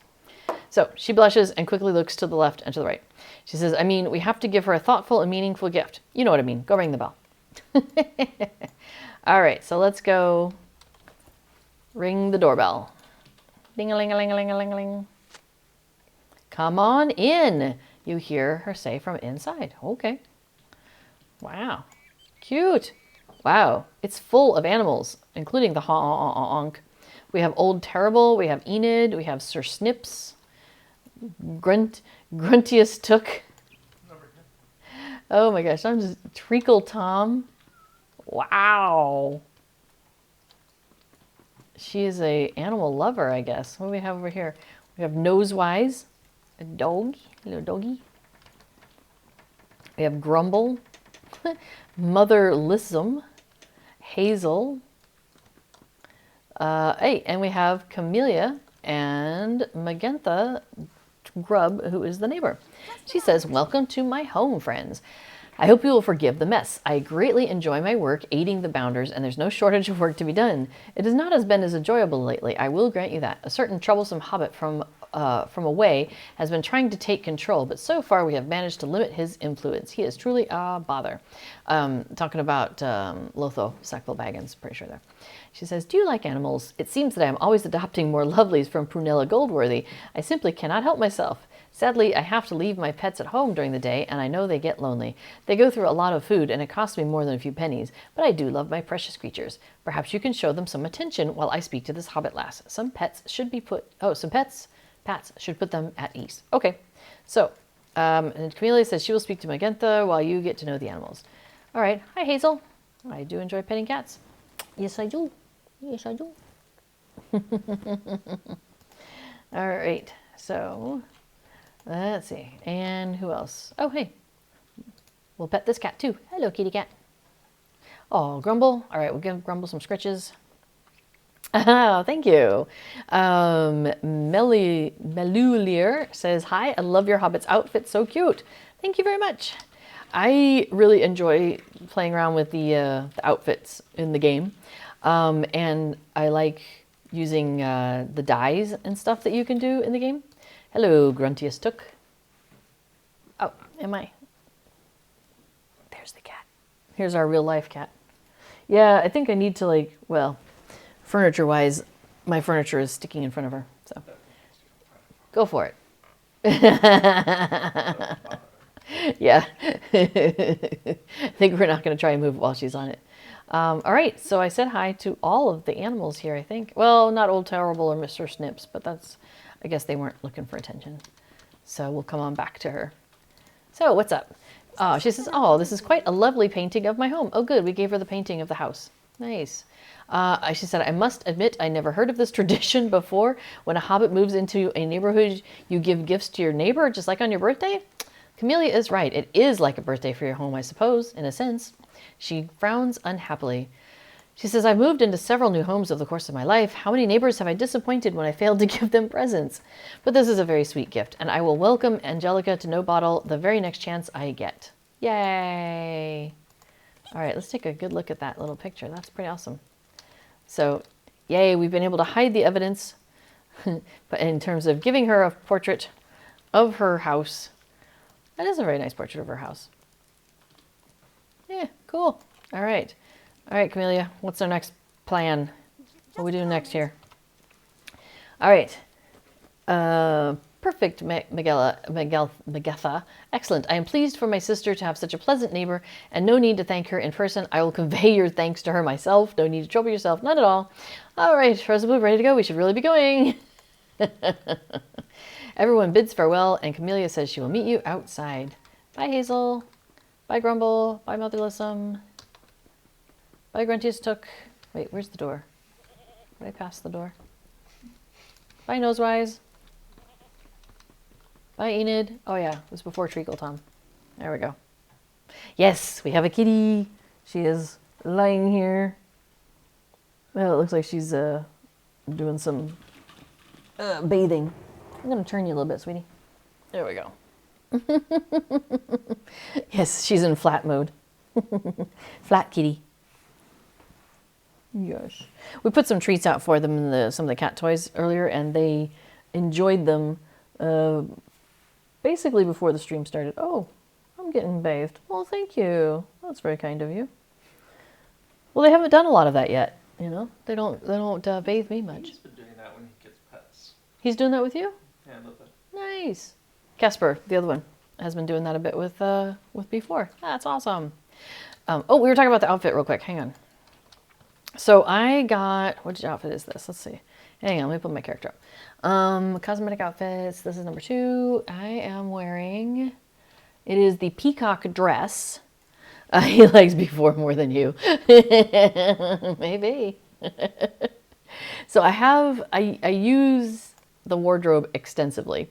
I have 319 out of 320 items in here at the moment because I keep having to throw things out in order to make room for new things. It's really It's tough, but okay, so the peacock dress is this one. So normally it looks like this. So you notice the coloring is a little bit different. Normally it has like these dark blue pieces to it, and the peacock comes off, you know, it has a darker blue in between the peacock feathers and stuff.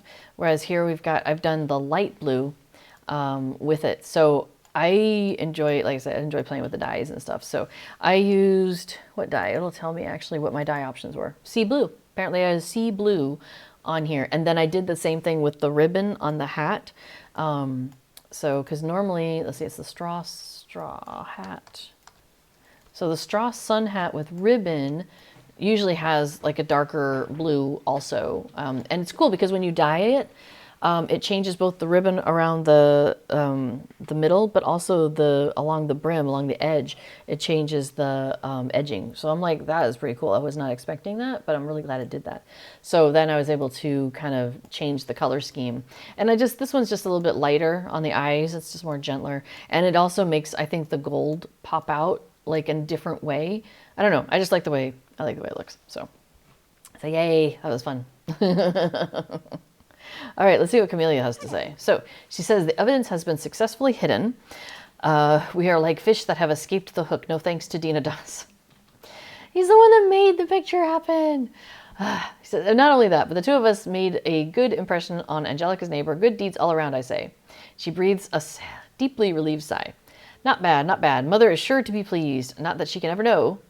Promise me that you won't tell her about our part in these shenanigans. It turns out the victory is for us alone. Oh, and I'm wearing a dress, so I'm not gonna be able to see what leggings look like. Well, that's fine. I'll just pick one. I generally don't wear leggings anyway, so it's not a big deal. Okay, so now let's see. I don't think we need to talk to Dina Das. I think he's all good hiding behind the boxes there. So we're gonna head inside and talk to Priska. Hello, how's it going, lady?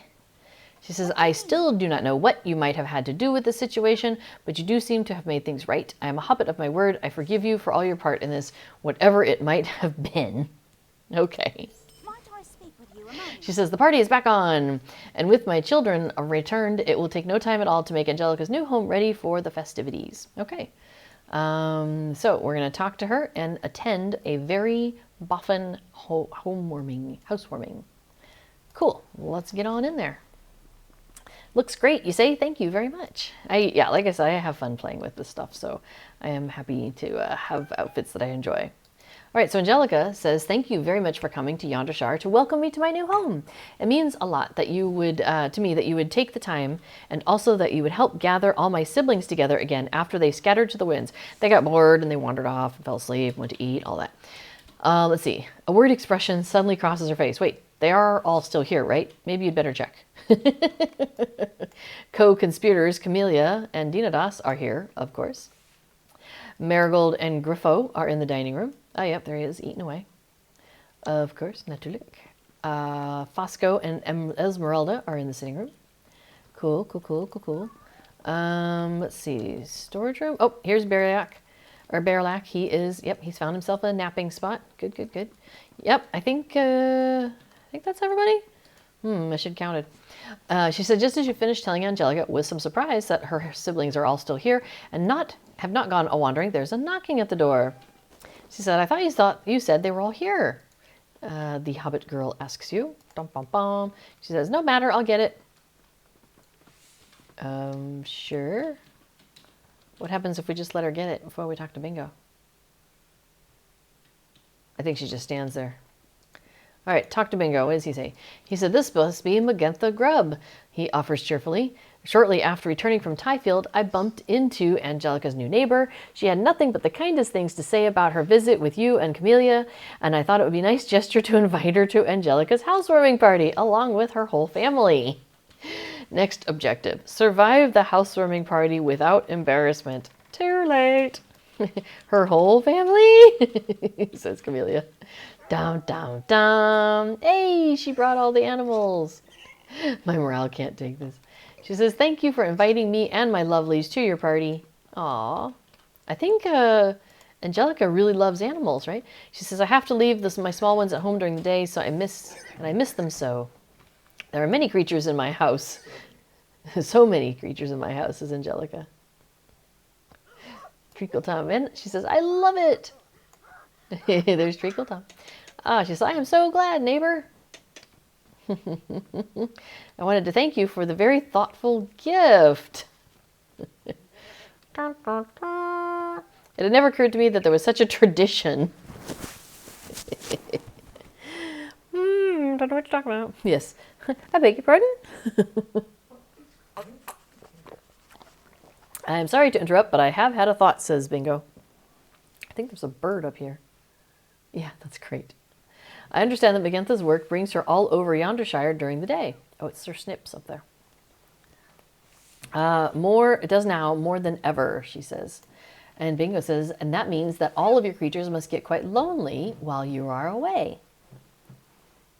And she says, it's true, and I miss them so. And he says, well, what do you think, Dinadas? Do you know anyone who loves to take care of animals? Not really? That was supposed to be like a kick under the table. She says, Dino, we know someone just like that. Our sister Angelica. The neighbor says, it would not be too great a bother, would it? Angelica says, not at all. I would like nothing better. That's too funny. She said, look at all the dear ones. And they're not deers. There's also dogs and birds. And so I said, it's settled. Welcome to Yondershire, Angelica. Yay, welcome to Yondershire. Yay. She said, did you and my siblings arrange for this? You must have. Imagine I can spend all day taking care of Megantha's menagerie. I am so pleased I moved here. This is the very finest housewarming present I could have imagined. Thank you all so much. I just wish somebody would tell her, like, the backstory of all that, too. Like, by the way, you gave a present to your neighbor. So, Priska, the mom, says, you should have told me what you and Bingo were planning. I'm sorry I was so suspicious before. Clearly, all of my children had their own errands to attend to in order to set up the surprise for Angelica. At any rate, all is well now. All of my children, only Angelica would forgive so many animals loose in her new home. Keep that in mind when the next one moves out. Frosco will not be so happy with such a gift. Maybe a decoration will suit him better. A painting of a boat, perhaps. Thank you for all you have done. This was a lovely day after all.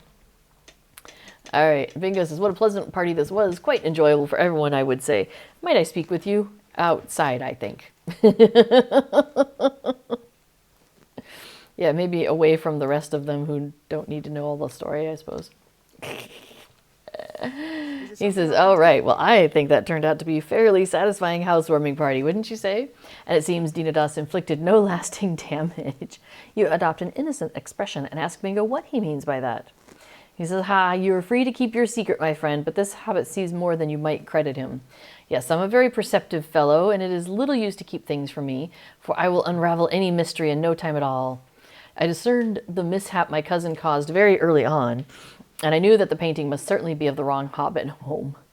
Who do you think told Camellia where you and Dinadas might be found? Fresh after your present purloining caper. She is as sharp as a tack, you know, and I thought your little conspiracy could use a bit more in the way of smarts. No offense. He said, did you think I ran into Megantha Grubb entirely by accident, or that I did not suggest that she bring her entire menagerie to the party? I have had rather a lot of experience managing the assorted difficulties the Boffins sometimes cause for themselves, and in point of fact, I have caused mischief enough myself, as it turns out. He laughs briefly and he claps you on the back. Oh, one more thing, my friend. I have come into possession of an easel. I think you should have it. This belonged to an artist I met on the road shortly before I arrived in Yondershire. This is over in the angle of Mythiel, I believe, that he's talking about. So he says, and when I spoke with him, he revealed that not only had he encountered a relative of mine, he had painted a hobbit house for him. He told me he had no more need for the easel and I could have it. Well, I am more skilled with words than with pictures, so I did not intend to keep it, and you can have it instead. And yes, because you have figured it out, he told me the address that Dinadas had given him, and I knew at once it was the wrong one, and determined to pull this prank on my cousin. So perhaps I'm not quite as perceptive as I led you to believe, but it was still a good jest, and I think it all turned out all right in the end. Thank you for your help making this happen. I do believe it was a very boffin housewarming, and I would have wanted nothing else. That's fair.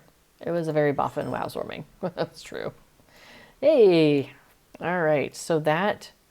finished my virtue cap on one of my things. Let me scoot that down. Oh yeah, so we had the trait tree panel window open earlier. That top one with the little shield on it is where you pick your lines and where you spend those points that you get over time. The second one is where you pick your race traits. As you earn them, you can decide which ones you want to place in there. And then the last one is your virtues. And the system used to be different, but they changed it up a few years ago, and I really like this system better. You used to have to go and accomplish specific deeds in order to get a specific virtue. This one is different, where basically you have all these virtues, they give you different things, you pick the 5 that you want, you slot them in, and then you can add experience, virtue experience, to each of them. And they cap out at half of your level rounded down. So because I'm level 65, the highest they can go is level 32. So you can see I've maxed out almost all of them. I've got 2 of them left that are not maxed out. Here, actually, I'll switch. So when you want to switch, you'll see I have like this little green earning button, or words under here, next to zeal. Well, I'm going to switch it over to honor. So I just click on honor, and you see how now it's switched over here. Now it says earning over here. So that's one of the things you'll want to do. Actually, one of the first things you might want to do in the game is once you have access to this panel, is to open it up and pick something. Because anytime you earn virtue experience, it's going to apply it to the one that you're earning on. If you have picked nothing, you will add no experience. Your experience will just go poof, and you'll have nothing. So you'll want to make sure you pick something. You don't want to miss out. All right, so I'm going to pick that one, though, and move on. Oh, yeah, and before says, if you don't have any idea about virtues, loyalty is a safe bet. Loyalty is this one here. It gives you vitality. It adds to your armor value. Not sure about the incoming healing rating, but what's that? It does do that. It does things? I don't know what that means, though. When someone heals you, you get healed for more. Oh, when someone heals you, you get healed for more. Oh, okay. Cool beans. Oh, that's nice. And then every one of these virtues has a passive bonus that it gives you. So if you don't have it, regardless of whether you have it equipped or not, it gives you bonus morale. Morale. I guess they all give bonus morale. Oh, no, some of them are different. Oh, okay. There's tactical and physical mastery. Okay, so yeah, okay. The ones with the shields give you one thing. The ones with the swords give you the other thing. So a reason that you would want to put virtue experience into traits that you don't have equipped at the top is because of that passive bonus. And so like if I hover over this, it says plus 75 maximum morale. But if I hover over one that's maxed, it says plus 78 maximum morale. So you can see how as they get higher level, their bonuses get higher and higher. So like if you're an early level character and you look at these, you're gonna have some really small numbers. Like you might see, I think charity, no. Plus 4 morale. Yeah, plus 4 morale, plus 8 armor. You know, it's like really small. So that is a reason why it's worth it to make sure that you keep earning. And so we have different philosophies, myself and before. Before will pick the 5 that he wants for his character and get those like maxed out and then go back to the others. I try to get a little bit of experience in all of them, focusing on the ones that I have slotted, but I don't let those get too far ahead without making sure that everything has at least a little bit of something, because I want a little bit of those passive bonuses as well. So, you know, you just have to figure out what you like to do. There's neither one's better than the other, I don't think, except for mine. Before it says, I think the active bonus for your selected 5 give more for the virtue XP cost. Yeah, fair enough. That's your reasoning. Yep. Okay. So let's go deliver some post. I don't think I have it. Yeah, I don't have any active ones at the moment. Here, I can pull it up, but you notice I don't have a Yondershire category right now. Let's see, Dungeon, Epic, Housing, Absence, Moria, Murder. Yeah, none of those are Yondershire. But just like in the regular Shire, Yondershire has some post that needs to be moved from one location to another. Oh, that's probably a deed. Hang on, let me pull up my deed log. Not Freeland, wait. Oh, to Longcleave, I'm being told here. All right, well, let me send myself there. And it's not Bree, it's the Shire. Oh, you know what? We got a couple things to do. Let's see. Post. There it is. Add to tracker. So that's something else you could do is in your deed log. You can pick a deed that you want to work on, and you can add it to your tracker on the side by clicking the little button there. So like Beast Slayer of Yondershire, I could add that to my tracker here. And so it just sits there on the side, like, you know, as if it's a quest or whatever. So that's kind of convenient. Mark my words, nothing good will come from that Gandalf's meddling in the Shire. I think you're incorrect, but that's okay. Hello, postman. What you got? Take a moment of your time. Says, well, if you're of mind to help the quick post, I need a to get a satchel of mail to No Bottle as soon as possible. I can't use my hunter travel. If you follow the road south, you'll end up in No Bottle sooner or later anyway. Postman grub can be found inside the quick post just up the hillside off the west side of the road. Keep your wits about you. There's a lot of folk there, and they've a love for gossip. And to their minds, it is vital that the busy postman hears every last bit of it. Fine folk, I'm sure, but a bit talkative for my taste. Oh, and before you go, he says, I overheard a bounder from Hildershire making trouble at the Arch the other day. Some business about wanting to see Reeve Rosa without an invitation. Don't tell anyone I said this, but you ought to keep your distance from the bounders if you don't recognize them. Anyway, the satchel's on the table. Deliver it to No Bottle as quickly as you can. So we have to avoid the chief's bounders. We have to avoid Lotho's bounders and avoid nosy hobbits. Well, just a few things there. All right. Ready? Yeah. All right. I'll wait till you're done typing. Because I know you're not picking it up. All right. Trouble right here in Longcleave City. Go with a capital T, and that rhymes with C, and that stands for cleave. All right, so we have to keep an eye out for eyeballs. You'll see there was one there by the stable master. I assume we can't use my thing. You are busy. I am busy. That's right, I'm busy carrying a satchel. Too busy. So are you happy to have a crazy goose again? It's not quite the same. It doesn't have a bow tie. No, it's a different goose. It's a different goose. Goose. Before I was a big fan of having It's a variety. having the gooses, the geese. They're off-road is slightly better. Yeah, I feel like off-road should be better, but You think we're gonna fall off? we haven't yet come across any bounders, though. So, and I'm not. Yeah, they tend to keep to the road, I think. Well, we'll just keep an eye out for them. So we're looking for bounders, and nosy hobbits, which should all come across as eyes on our little mini radar, I believe. So we'll keep an eye on that. Extra Life is coming. Well, I mean, Extra Life exists all year round, but they do what is Extra Life? Oh, look at that gold deposit. We can't pick it up. Extra Life is an organization where you saw the eye. Where they raise money for children's hospitals in the U.S. To help kids. So it's a children's hospital, so it's kids. It's a they're all hospitals for kids. And what children's hospitals do is they don't charge. I believe, like if you can't afford it, they don't charge, or maybe they don't charge at all. I forget. I always have to look that up.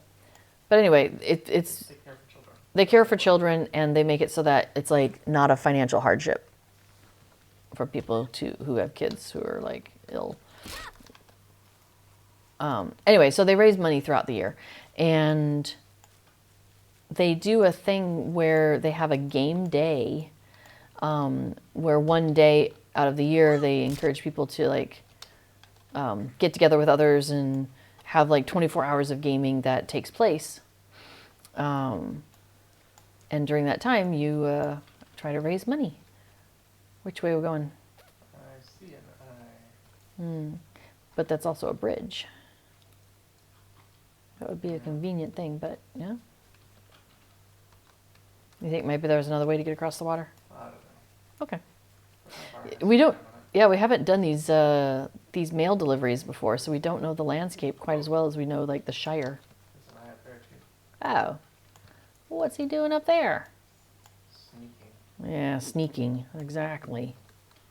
Little sneaky peoples. And there's no bridge here, right? Maybe we should have come down from the east. I wonder if we can jump. Hold up, hold up. I mean, it's a little crazy, but what if... Can we jump from here to that rock? But I filled it over the satchel. Not that rock. Okay, so what if I jump to here? Oh! Yeah, I did it! Alright, I'm going to keep going. That's a good strategy. It's something I would have expected from... I would have picked up from you. I don't think of those things, but I have before to thank for coming up with those sorts of ideas. Alright, let's see if I can avoid the eyes. Where's this postmaster? Man, it's taking forever to get to him. Southeast. Yeah, I'm following the arrow. Okay, cool, I see a ring. Hey, Postman Grub. I have a post for you. A new delivery for no bottle, eh? I'll see you to it. You're welcome, buddy. All right, so we have Tyfield to Gamage and Tyfield to no bottle. Yeah. All right, so we're going to give one of those a try. Oh, anyway, so Extra Life. Game day is like November 5th. And SSG has been active in participating in that, I don't know how many years in a row, but for a number of years. In fact, they're like the big, because Boston has a children's hospital, and SSG is located in Boston area, I guess. So that's where they raise the money for. And but you can choose to raise money for like any children's hospital you want. It doesn't have to be that one. Like some people, like I know there's one in Colorado. So if I was still living in Colorado, I probably would choose that one. But anyway, so yeah, they're like, so SSG is like the biggest contributor, like to Boston Children's Hospital, like individual or you know through Extra Life specifically. It's like it's pretty awesome. Yeah, I'm sure there's like some corporate sponsorship that's better, bigger. But okay, so which one do we want? Oh, hey, okay. So this is Tyfield to no bottle. We don't get a choice. Okay, hello there. Would you care to lend the quick post a hand? You look a trustworthy sort. To be honest, I have not many options left. I have many deliveries from Gamage to manage today, and I suspect it'll be near sundown before I can even run my usual routes. If you would help me, I need to get a satchel of mail to No Bottle. Follow the road east, you're bound to find your way to No Bottle. You'll find No Bottle Postman Grub at this location. If you ask me, the postman can be a bit of a prissy fellow, but he means well. Keep to the route and avoid any nosy hobbits along the way. If you don't spot them first, they'll be sure to spot you. He says, I also heard tell there's some mean-spirited bounders about in Yondershire. I don't know about that, but seems like just a rumor to me. So we're going to still try to avoid the Chiefs bounders and Lothos bounders and the nosy hobbits. All right. Nox Rage, hello. Welcome to the chat. Okay, so let's try this again. Let's try a different one, I mean. All right, now he says stick to the route, so maybe we don't go off-road too much, or no, maybe we do, I don't know. What is this craziness? All right, follow you. Now it's funny because he had a second ring. I wonder if I could have picked up and been doing both of them at the same time. No, they go in different directions. Oh, they're going different directions. Okay, because that would have been funny. Oh, anyway, so SSG is going to be participating in the game day, raising funds for Extra Life and children's hospitals. But in anticipation of that, some of us do like just kind of, I don't want to say passive fundraising, like go ahead and have like the Extra Life information available on our stuff. So I will probably do that soon. Man, there's like 4 of them right here. Holy macaroni. Okay. Yeah, okay, should jump. There we go. Had to thread the needle there. Yeah. Yowza. All right. To the south side anyway. Yay! So I think we're on the right side of the... Right here on the right side of the river. And I have all the satchels.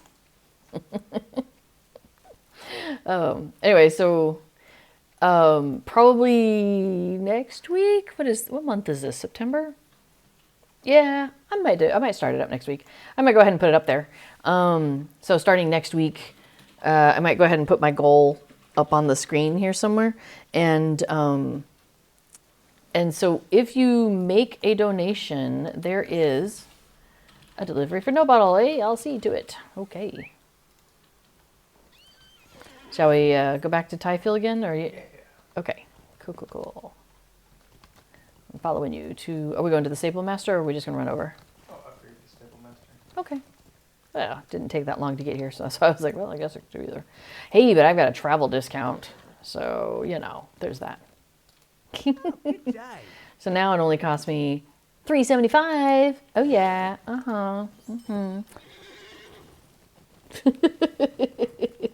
Yes. Hey, Witch King, looks like you're on the wrong side of the river. I do like that. That version. Let me Lord of the Rings smash up. Yes. The Lord of the Rings mashup. So anyway,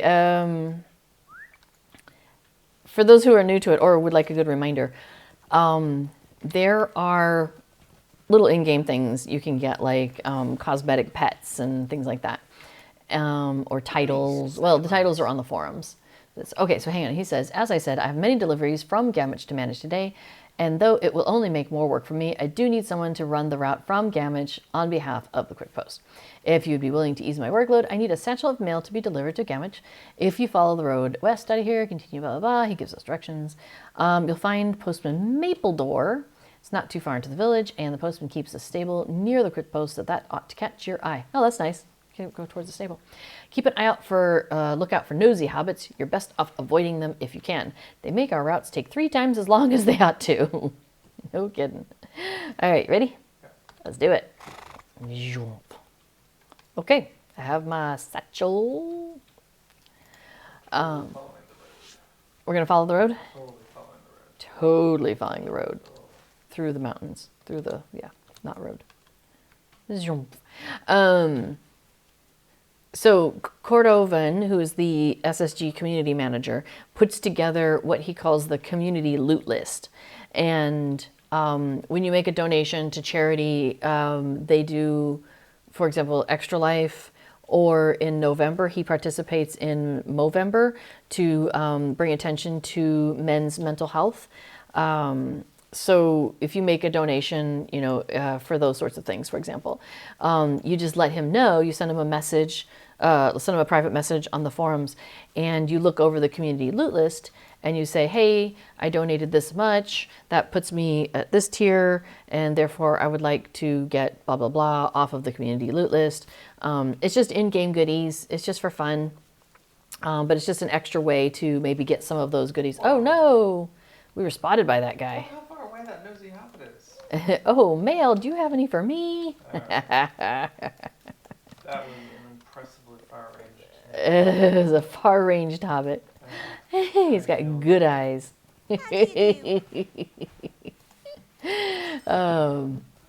Yeah, so anyway, so I'll be participating in that because I like giving people opportunities to get things off of the community loot list. Now, what will happen is he probably won't put the list together until, I would guess, somewhere in October.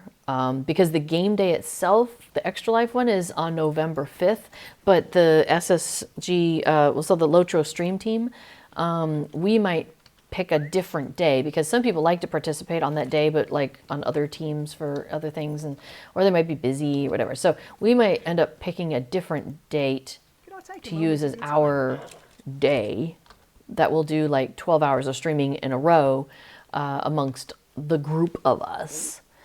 Somewhere between 12 and 24 hours that we'll do. And just raising money all day and stuff like that. So before that stream day happens, Cord will put together the community loot list and any updates to it that might be happening. So my guess is he will make that list, get that updated sometime in October. But I might go ahead and start my stream donation, open that up, like maybe next week, And people can start making donations if they want to, and then just, figure out what off of the community list, figure it all out later. So, and I will remind people what to do when we get there. But I'm just giving you all a heads up that I'll probably start having that on my stream, just kind of in the background, just like, a little something, little widget that you can look at. Oh, there's that guy in front of us again. Nosy little hobbit. You might want to... What if we go this way? Try coming this way a little bit. Yeah, that's how I tried, but we were going further. Yeah.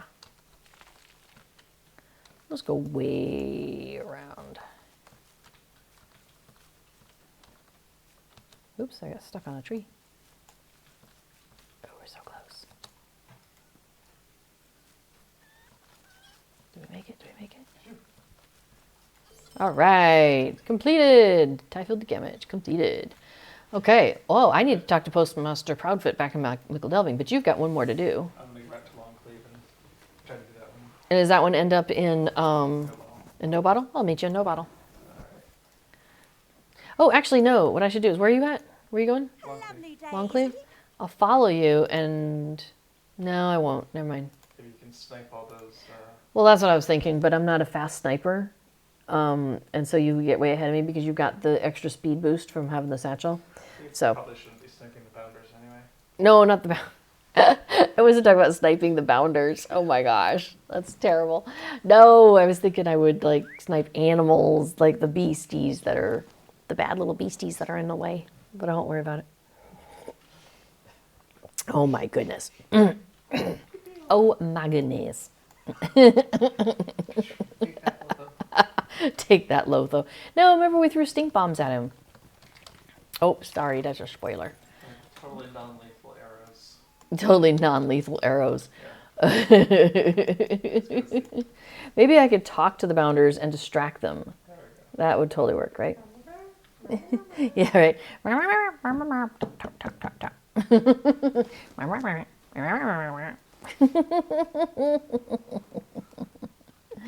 You see she's turning over a little bit. She does her little like shrimp kitty, as it's called. Excellent. Yeah. So she's got her arm over her face right now. So cute. Yes, you are. Oh, look at that. Oh, there's a belly. Oh, and a stretchy arm. Stretch that arm. Oh, yeah. She's going to start making biscuits here in a minute, and she'll do air biscuits. It's so cute. Oh, it's happening a little bit, but it's behind the wall of cotton, so you probably can't quite see it. She gets her little claws out. Which is really interesting because I like to wear sweaters, and I have blankets that I have made, which like you can see in the background. But her little air biscuits turn into biscuits on my clothing and on my blankets sometimes, and that is less ideal. So, yeah, I keep something, cloth nearby to put over me, over the blankets. Oh, bye, honey. So that way she doesn't scratch my, pull holes into my sweaters and things like that. It's like, crazy kitty. I can't remember where the postman is here. No bottle, southeast. Oh, okay. Oh yeah, okay. I can get myself over there and you could use me as a direction if you want. Did you make the jump? Nice. Yay. So jumps like that used to be I was terrible at it and it would stress me out, and we'd try to jump over, wasn't the Brandywine, but what is that other river? There's another river in the Shire that we would try to jump over.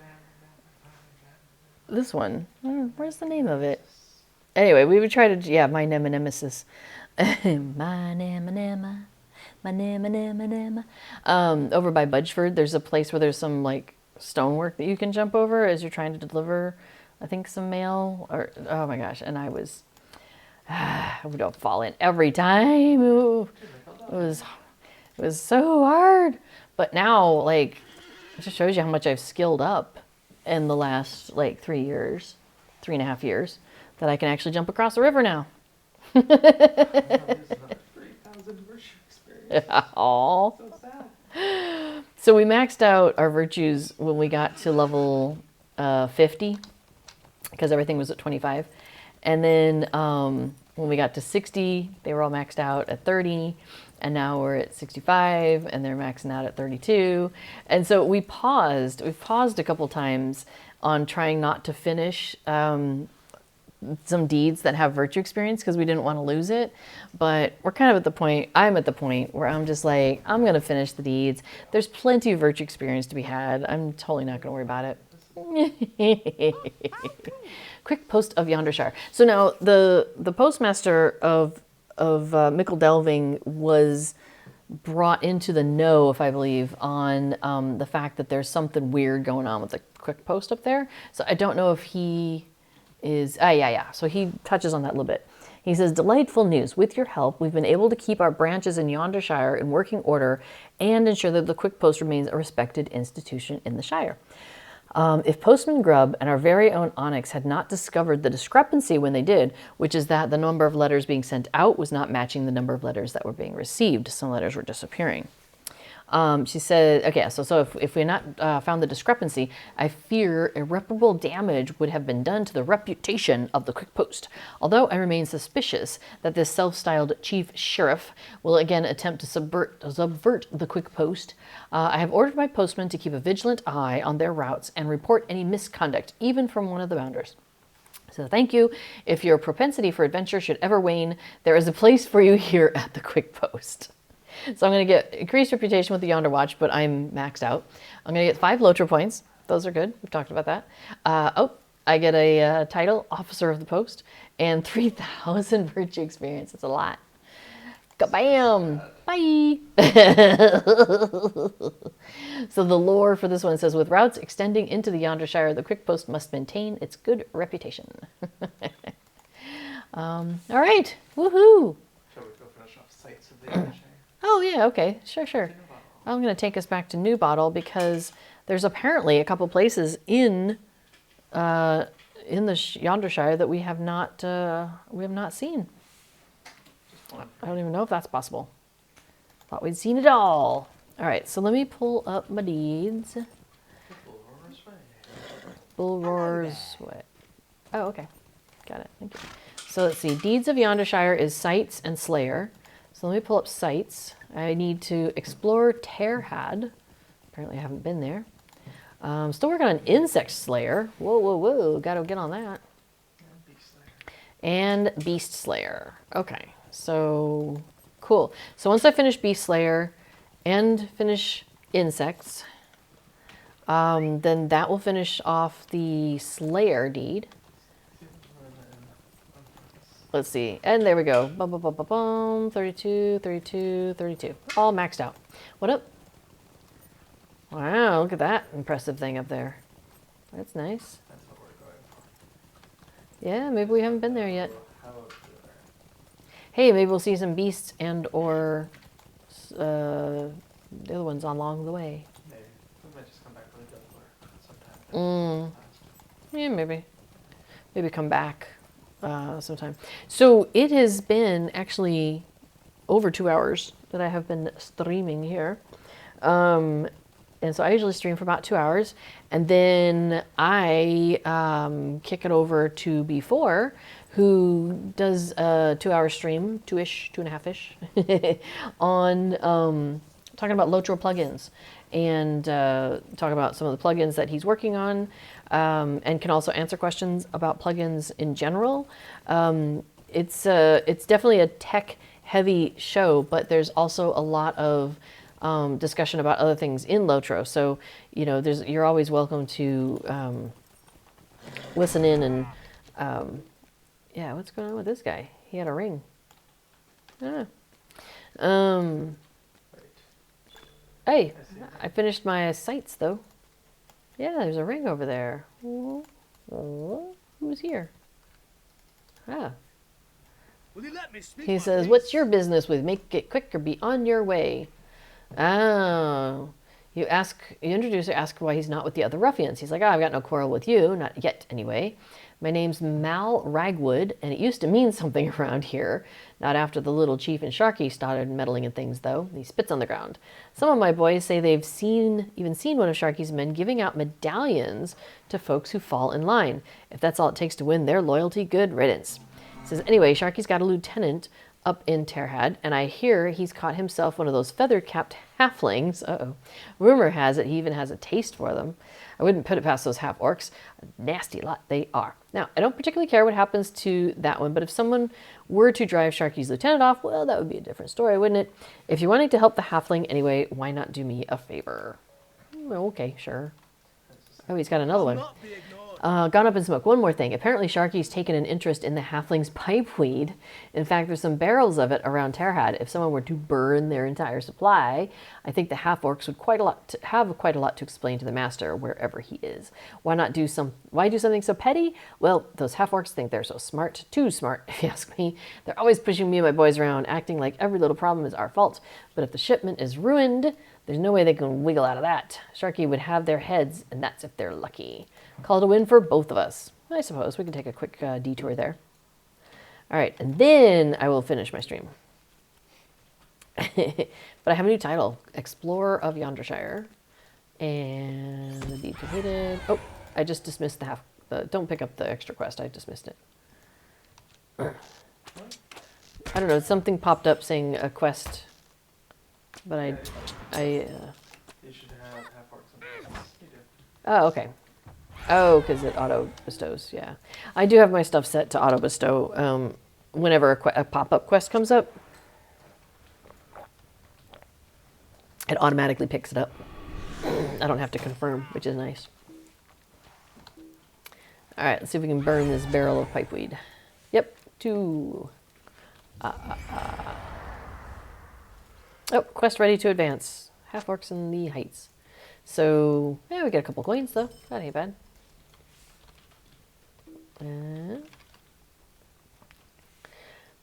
And we've got to find a little bounder and help get him out of here. I don't even have to do anything. She's just like, ah! I'm very scared. You are very scary. I took out the sentry, though, just for fun. Oh, that's a barrel. Whoops, I missed that one. I grabbed that one. Anyway, so yes, I will be signing off eventually. And then I will turn it over to B4, who will be talking about plugins. Let's see. Also on Tuesdays, on the last Tuesday of the month, is Shoreless Skies does like a beyond under our feet, beneath our feet. And it goes and explores different parts of Middle Earth as well. And it's really interesting because I usually don't catch his stream because we're in the Netherlands, so we're in Europe. And a lot of streamers are US time, especially on this channel as well. Although we do have like somebody in France, and so we have people from around. But anyway, so Shoreless Skies' stream is usually when I am well in bed, like, you know, middle of the night for me. Yay! I found something. Although you still question the guy's motives, his plot to undermine the orcs at Terhad seems to likely to succeed. Pipeweed supplies diminished. They'll be forced to seek trade goods elsewhere, and the Shire, his influence in the Shire will be diminished. In hopes. All right, shall we? Yeah. You attempt to free the bounder, and you hear a gruff voice behind you. Well, hello, Gruff.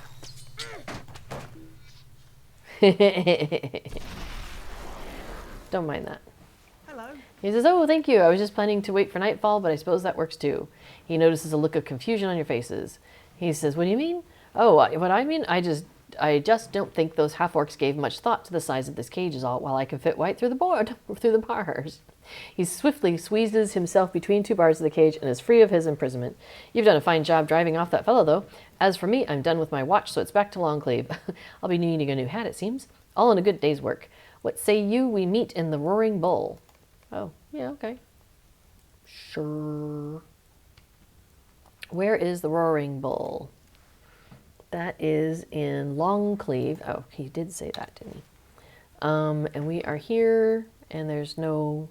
Oh, but hey, you know what? What's up? I got another idea. Possibly. Remember how I set my campfire next to a stable master? I found the stable master. Affidel had not found it yet. And I was like, well, hey, I'll just set my campfire here because there was a campfire right next to it. I was like, wow, that's crazy cakes. Longcleave. So I still have it set here. Usually my campsite is either set to somewhere near where we're questing, but we're not doing a lot of landscape questing right now. So the other times I have it set to the hill in the Shire because there's usually a lot of festival stuff going on there. But there's no festival right now. Oh, that's what I was going to talk about. The Boffin's birthday is starting tomorrow. It's a celebration. There's a handful of quests and stuff to take you around and do stuff, and it's really cute. So definitely check that out. That starts tomorrow, runs through the weekend, as my understanding. Hey, Bounder Hawkwort. Hello. He says, it's good to see you. I must thank you again for dispatching that cruel half-orc. I've heard quite enough talk about the Sharky fellow to know that anyone who's caught up with him is bad news. Between that and all this business about meddling Lotho and some fellow called the Chief, I've a feeling I'll need to keep a close watch on things this year. He looks around the bustling tavern and begins to smile. But those problems are for tomorrow. Tonight I'll enjoy some of the bull roarer's best, and you should too. But he gives me a shirt instead. Well, that's nice. Where are you at? Oh, you're standing right there. Yeah, so let me grab... Actually, in my character, in my biography, so again, character with the C to open this panel, and then my biography, I went ahead and put in here the calendar because it was just easy to find that way, and then people can inspect me and see the calendar also. There's a quick little shortcut there. So let's see, the events calendar for this year, and this is out on the forums. This is on the Lotra forums. Cord posts this every year, and then, but I kind of reformatted the words and stuff to fit into here a little bit easier to read. So let's see. Okay, so everything, by the way, just everything, whenever they have an event, it starts at 10 o'clock in the morning, Eastern US time, because that's server time. So it always starts at 10 a.m. server time. And they end at 3 a.m. server time. So just keep that in mind. So if it says ends on 6 o'clock, or April 6th, that's 3 a.m. on April 6th. So the April 5th is your last full day. So just kind of keep that in mind. Okay, so today is September 20th. So tomorrow is the 21st. So yep, that's Bilbo's birthday is right there. And so that starts tomorrow. It's, I think it kicks off in Rivendell. You have to go talk to Bilbo there. I think that's where you start it, or maybe it starts elsewhere. Maybe an auto-bestowed quest, actually. At any rate, that starts tomorrow, and you've got the weekend to do it. So you've got some time. And then next week on the 29th is a weekend of the Buried Treasure event. And that's the one where the dwarves, it's up in like the Ered Luin Dwarven area, and you're digging digging in the ground, and you have the possibility, if you get the large cache, sorry, the giant cache, whatever it's called, you can get there's some mounts you can get from that. Let's see, Shift C, go to my mounts, treasure. So there's the treasure-laden goat, there's the treasure-laden steed, so in my case it's a pony, and then there's the masked cave claw pony, because there's cave claws that you use to help dig and find the treasure. So those are the 3 mounts that you can get from that event. The cool thing is they are not, they're bound to your account, so you can't give them away to somebody else, but they're not bound to character. So if you have a character who gets it, like if I got the treasure-laden goat, I've already got it on Rosenbloom, so I can just give it to another one of my characters. So that's really nice. They changed that a few instances ago at least, which is very cool. Okay, so let's see, what's the next thing?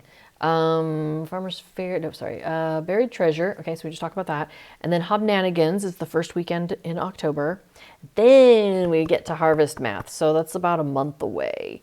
I think that's maybe 4 weeks away. So we'll finally get some Harvest Math action, and I'm hoping we'll get some good stuff. Now, I have to say though, A couple years ago for Harvest Math, they came out with some fantastic cosmetics. So, I mean, like, I'm feeling like I don't really need anything new necessarily, but it's interesting because they've been in a place lately where they've been busy with expansions and that sort of thing. So, and Severlin was talking about this recently, that every fall they try to come out with something big, an expansion, a mini expansion, something.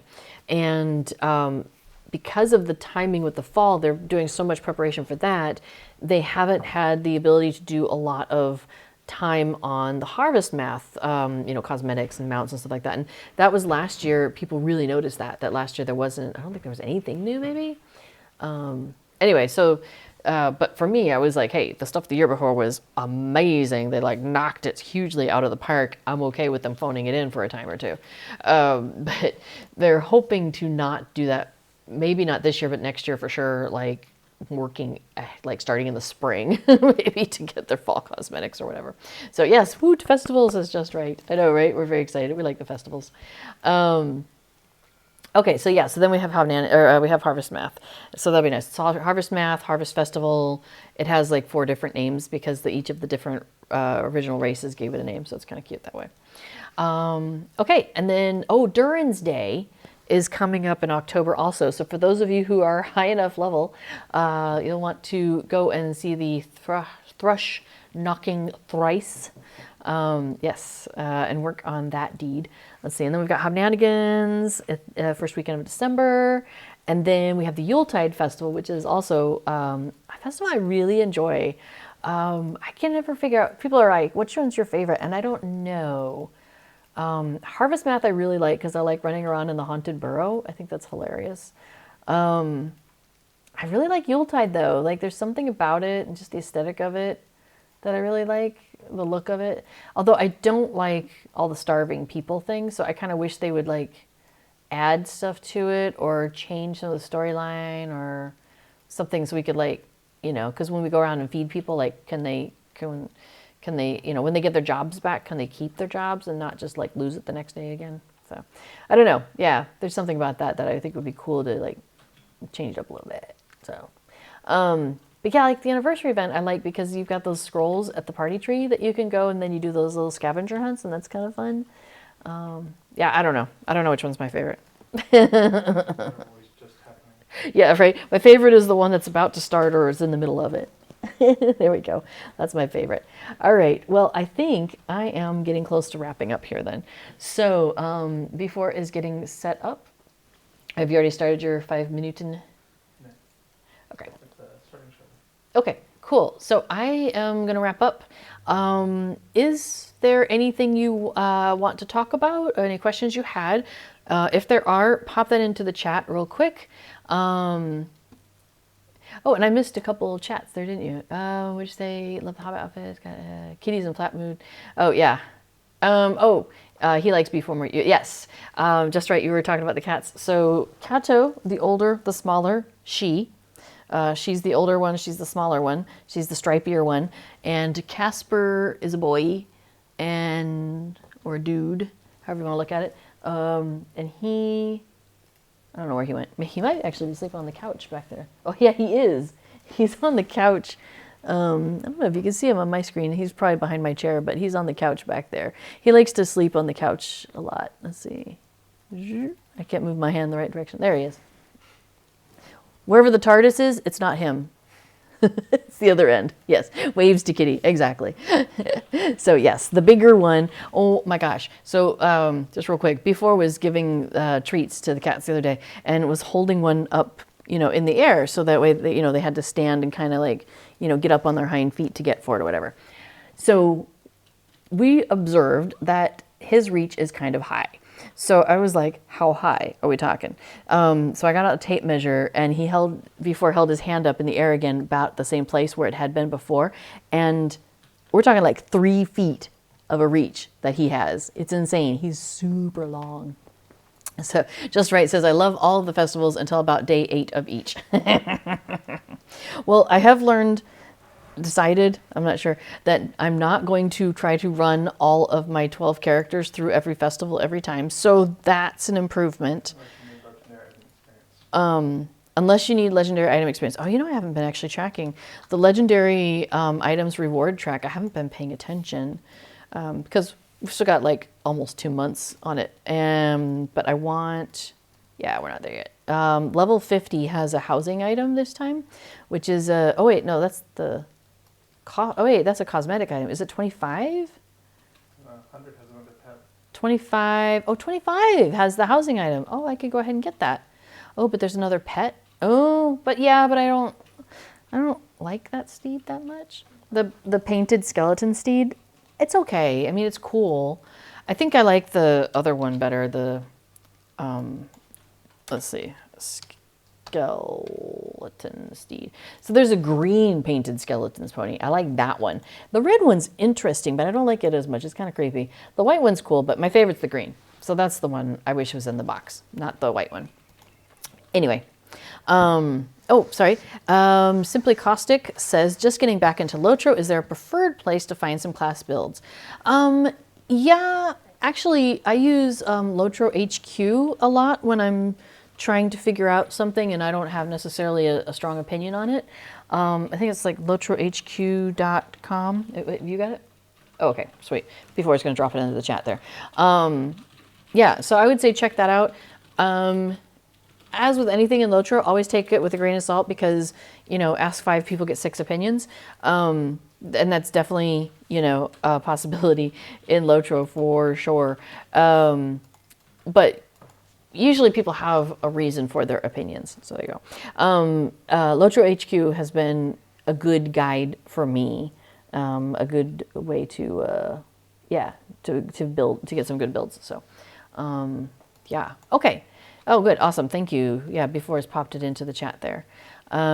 Just right says, you've had to cut back to only 3 characters per each festival, depending on which needs, deeds, or experience. Yeah, I've only been running extra characters through to make sure, 1, if there's a new steed, because everybody's got to earn their own steed, and 2, if there's legendary item experience that I'm trying to get, you can do that. You can get legendary item experience if your character's like level 51 or above and has their legendary items and all of that.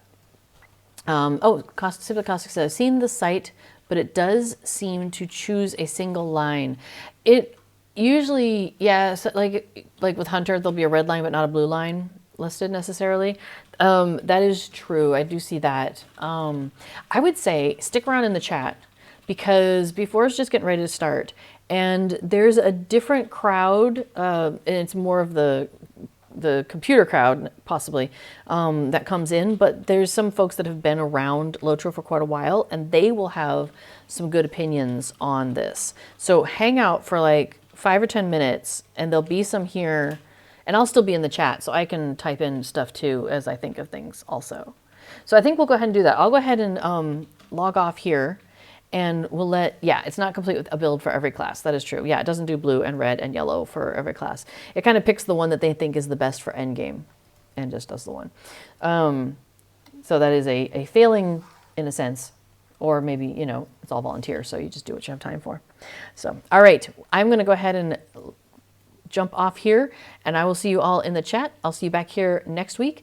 And as always, as I say every time, remember to stay connected to the Hobbit side of your heart. All right, everybody. Take care of each other. Talk to you later. Bye.